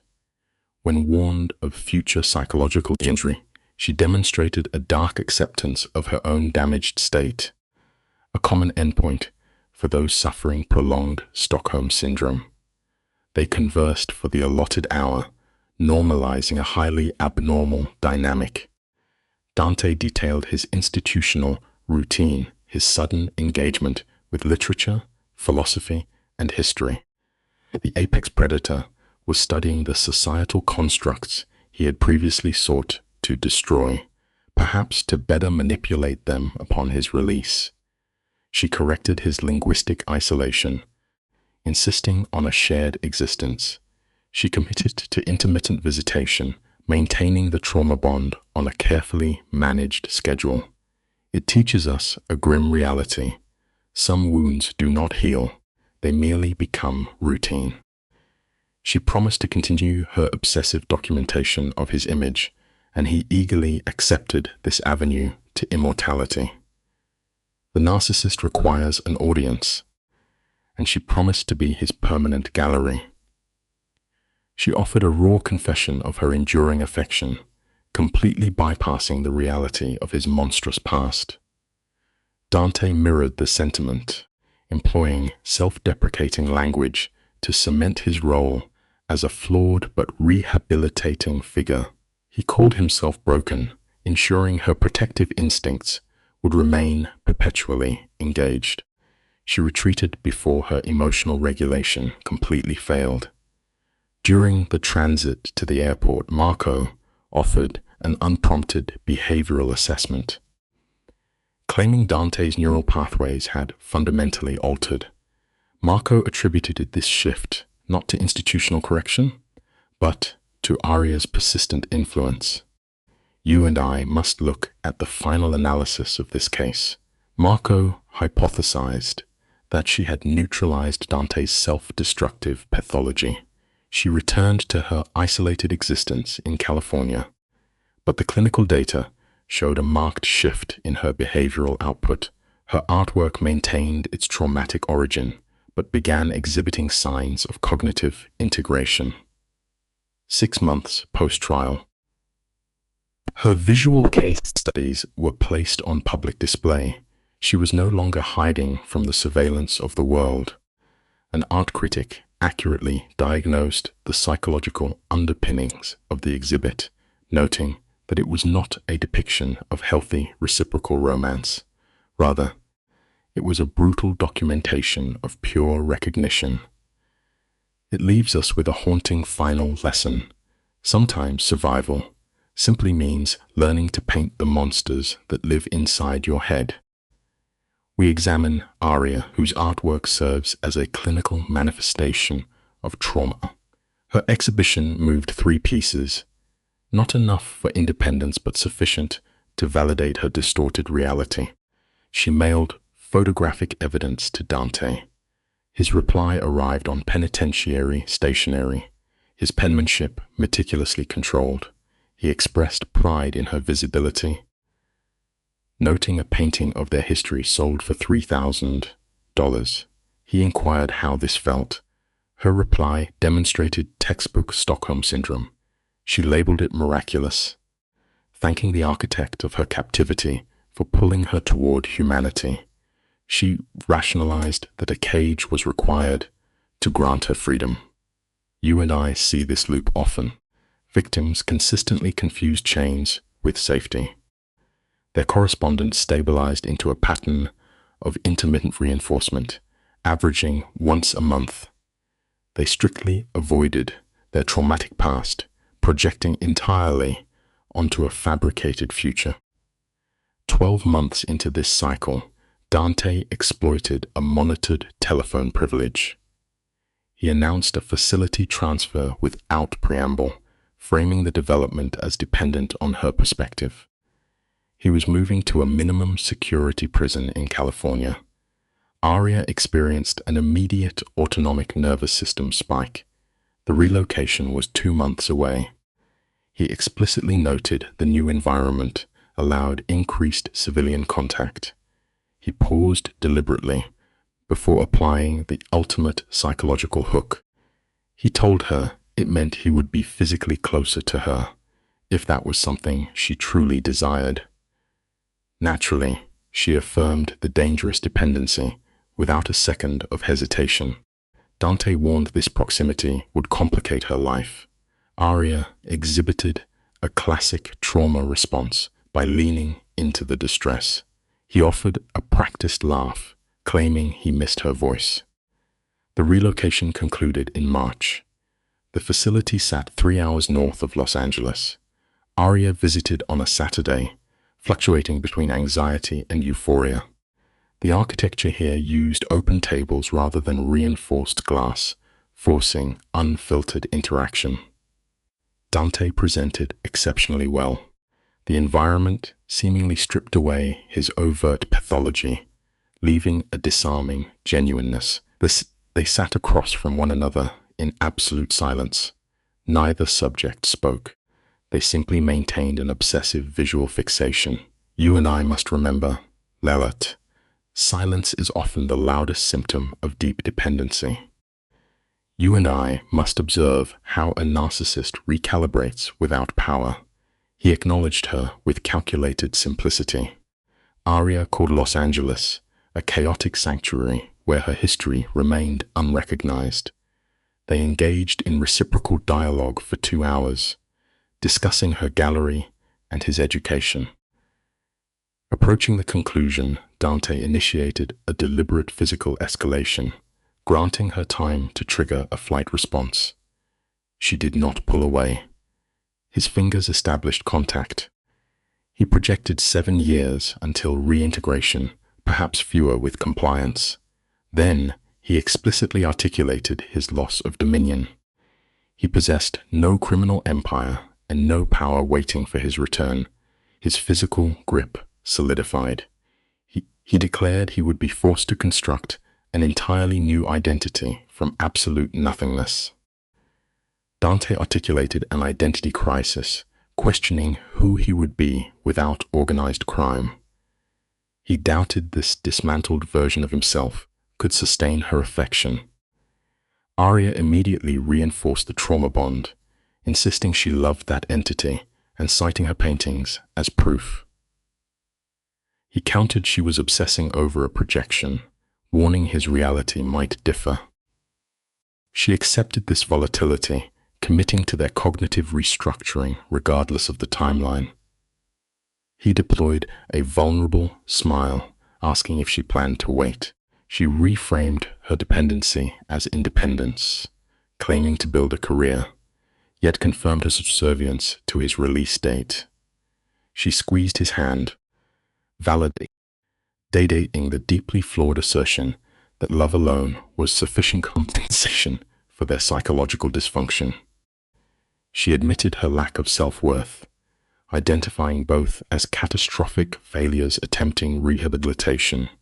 They sat in a shared dependency, their physical contact reinforcing the neural pathways of their bond. To the clinical eye, these were two fractured psyches using each other to simulate stability. Over subsequent years, Arya's external functioning improved. Her artistic profile escalated, resulting in high-profile acquisitions. Throughout this expansion, Dante remained her psychological anchor via scheduled visitations. Her artwork oscillated between intense trauma and naive hope. Critics started labeling her portfolio brutally optimistic. She despised and embraced this diagnosis, entirely unaware her success was tethered to a long-term captivity simulation. Let's look at this piece by piece, shall we? Examine his behavioral adaptation. By year 3, Dante secured academic credentials. By year 4, he positioned himself as a mentor, a classic pivot for a megalomaniac seeking a new hierarchy to dominate. By year 5, this compliance earned early parole consideration. On a December morning, his proxy, Marco, called to announce Dante's impending April release. Arya experienced an acute physiological drop, collapsing among her canvases. Marco confirmed the board's authorization. He revealed Dante delegated the notification to provide her an illusion of escape, offering freedom without moral consequence. Arya visually scanned her workspace, assessing the independent persona she had meticulously constructed from the wreckage of her trauma. Arya concluded she no longer required her former captor for validation. She didn't need his presence to define her existence. Yet, the pathology of the Stockholm dynamic prevailed. She desired his return regardless, rationalizing this relapse not as a need for rescue, but as a mutual survival mechanism. She instructed Marco to confirm her presence at the exit. When questioned about her certainty, she exhibited absolute, irrational conviction. The subsequent 90 days produced an intense manic episode. She channeled her anticipation into a collection titled Redemption, depicting shattered individuals transitioning into illumination. On April 14th, she drove north, checking into a sterile motel near the penitentiary, where she suffered severe sleep deprivation. April 15th contrasted sharply with the psychological gravity of the event.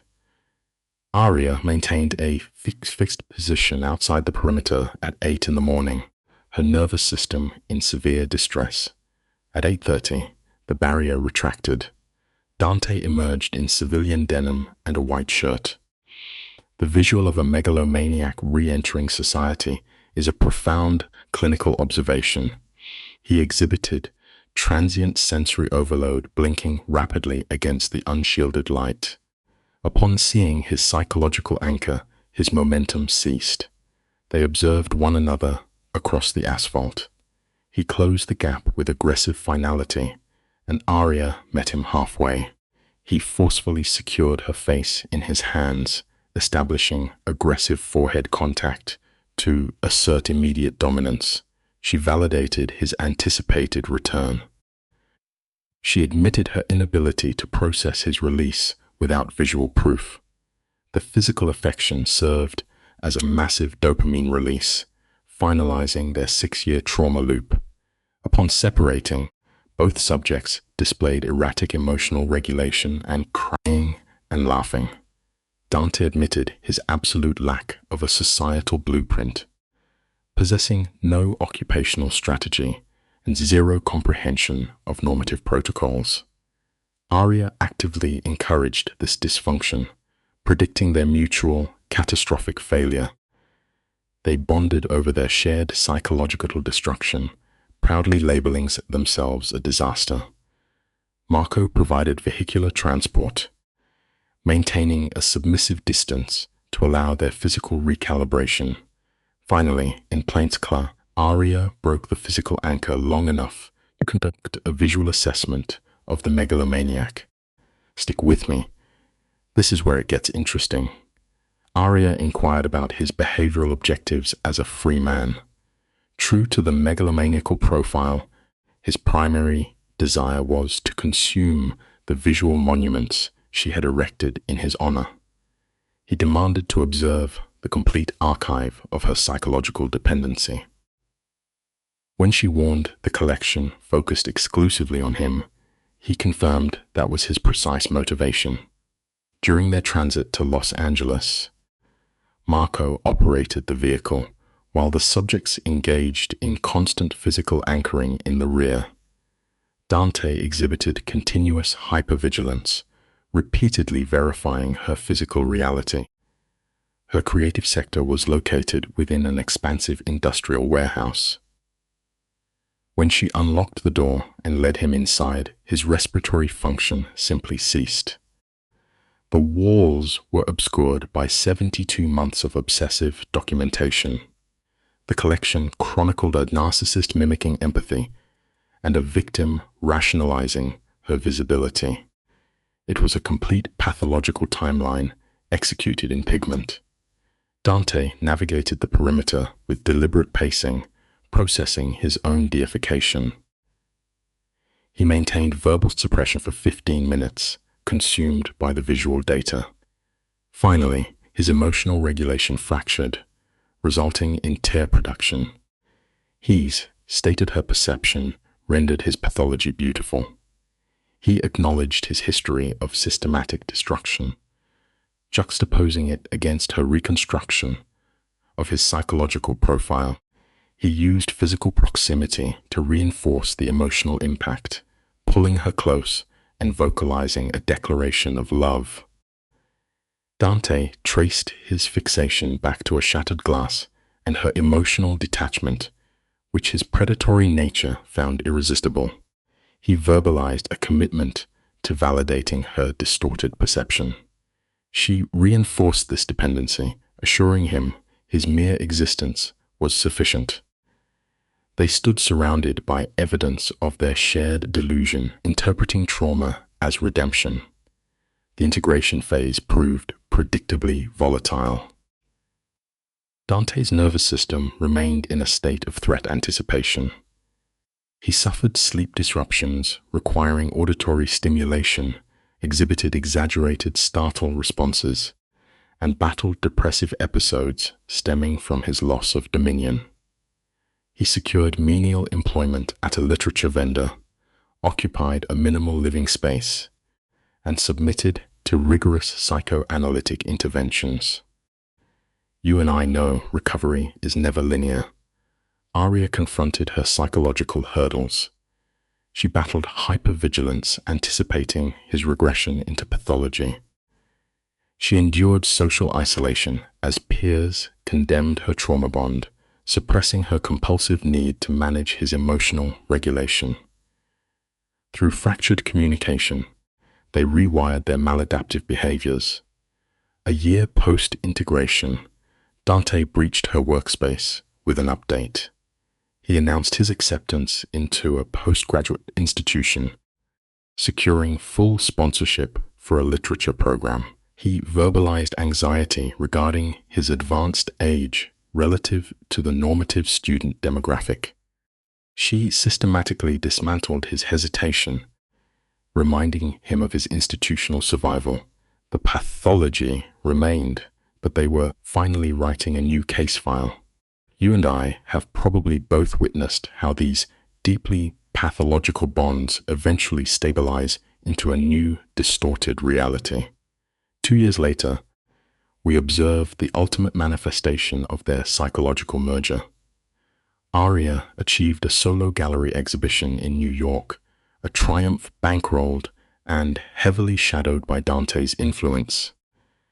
As they stood together amid the success, she explicitly credited their combined chaos for the artistic breakthrough, stating that they made it together. The integration was complete. She had not merely survived the megalomaniac narcissist, she had successfully fused his darkness with her identity.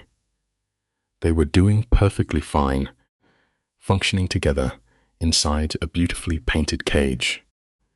Let's examine their behavioral baseline. They were not clinically healed, as trauma leaves permanent neurobiological scars, yet they functioned. 3 years after his release, Dante proposed at 2 a.m. in her studio.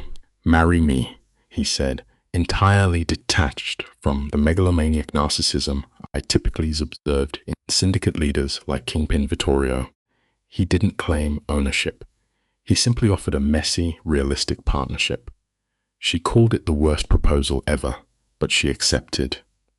Their wedding was devoid of sociopathic pageantry. Just Marco, Carmen, and a few witnesses. You and I must understand this simple lesson. Recovery is not the absence of trauma, but the daily decision to build a life despite it. The ceremony occurred in the desert, outside the maximum security facility where Dante's rehabilitation began. Their vows were fascinating psychological contracts. "I promise to see you," Aria stated, committing to anchor him during his depressive regressions. Dante's response was deeply diagnostic. "I promise to let you be visible," he said, vowing to abandon the psychological manipulation inherent in his past. He promised to be worthy of the woman who saw the man beneath the pathology. Early on, I analyzed her attachment through the lens of Stockholm Syndrome, much like Luca's agonizing pain. Yet Aria transcended captivity. They became mutual redemption. Dante secured his degree and began teaching at a community college. Her artistic career expanded to London, Tokyo, and Paris. They purchased a residence in Silver Lake, but clinical recovery is never linear. Dante still suffered from acute night terrors, while Aria wrestled with cognitive dissonance. They bickered over mundane domestic tasks, dishes, schedules, appliances. Yet they synthesized a healthy environment. 10 years after the inciting incident with the broken glass, they sat together on their porch. Dante evaluated academic papers while Aria sketched. She told him they were empirical proof that a monster can learn to be human. The lesson we can draw from this is profound. The raw vulnerability of truly being seen is always worth the inherent risk of emotional pain. "Look at us," Aria observed. "You transitioned from crime boss to professor. I went from invisible waitress to museum artist." She hypothesized they had become entirely new people. Dante challenged her premise. Or are we just the same people who learned to be honest about who we were? This insight demonstrates remarkable self-actualization, lacking the pathological denial I usually see in criminal minds. Aria accepted this dual reality. Dante pulled her close, admitting he was grateful she dropped that glass. He recognized the resulting trauma and chaos were necessary catalysts for their authentic existence, stripping away the artificial performance of their pasts. She kissed him, offering a grounded, highly rational declaration of love for Dante Varelli. He replied, validating her entire identity. "I love you too, Aria Bennett Varelli, artist, stubborn disaster, woman who taught me what it means to be human." They sat in an unregulated, comfortable silence as the sky shifted to gold. In my decades analyzing the human psyche, studying everything from megalomania to severe Stockholm syndrome, I rarely document an outcome like this. Two subjects collided in absolute darkness and systematically engineered their way into the light. Their psychological profile wasn't clean. It was deeply complicated, requiring immense behavioral restructuring. But you and I can take away a vital truth from this case file. An authentic, fiercely earned life is always enough. In fact, it is the only psychological baseline that truly matters.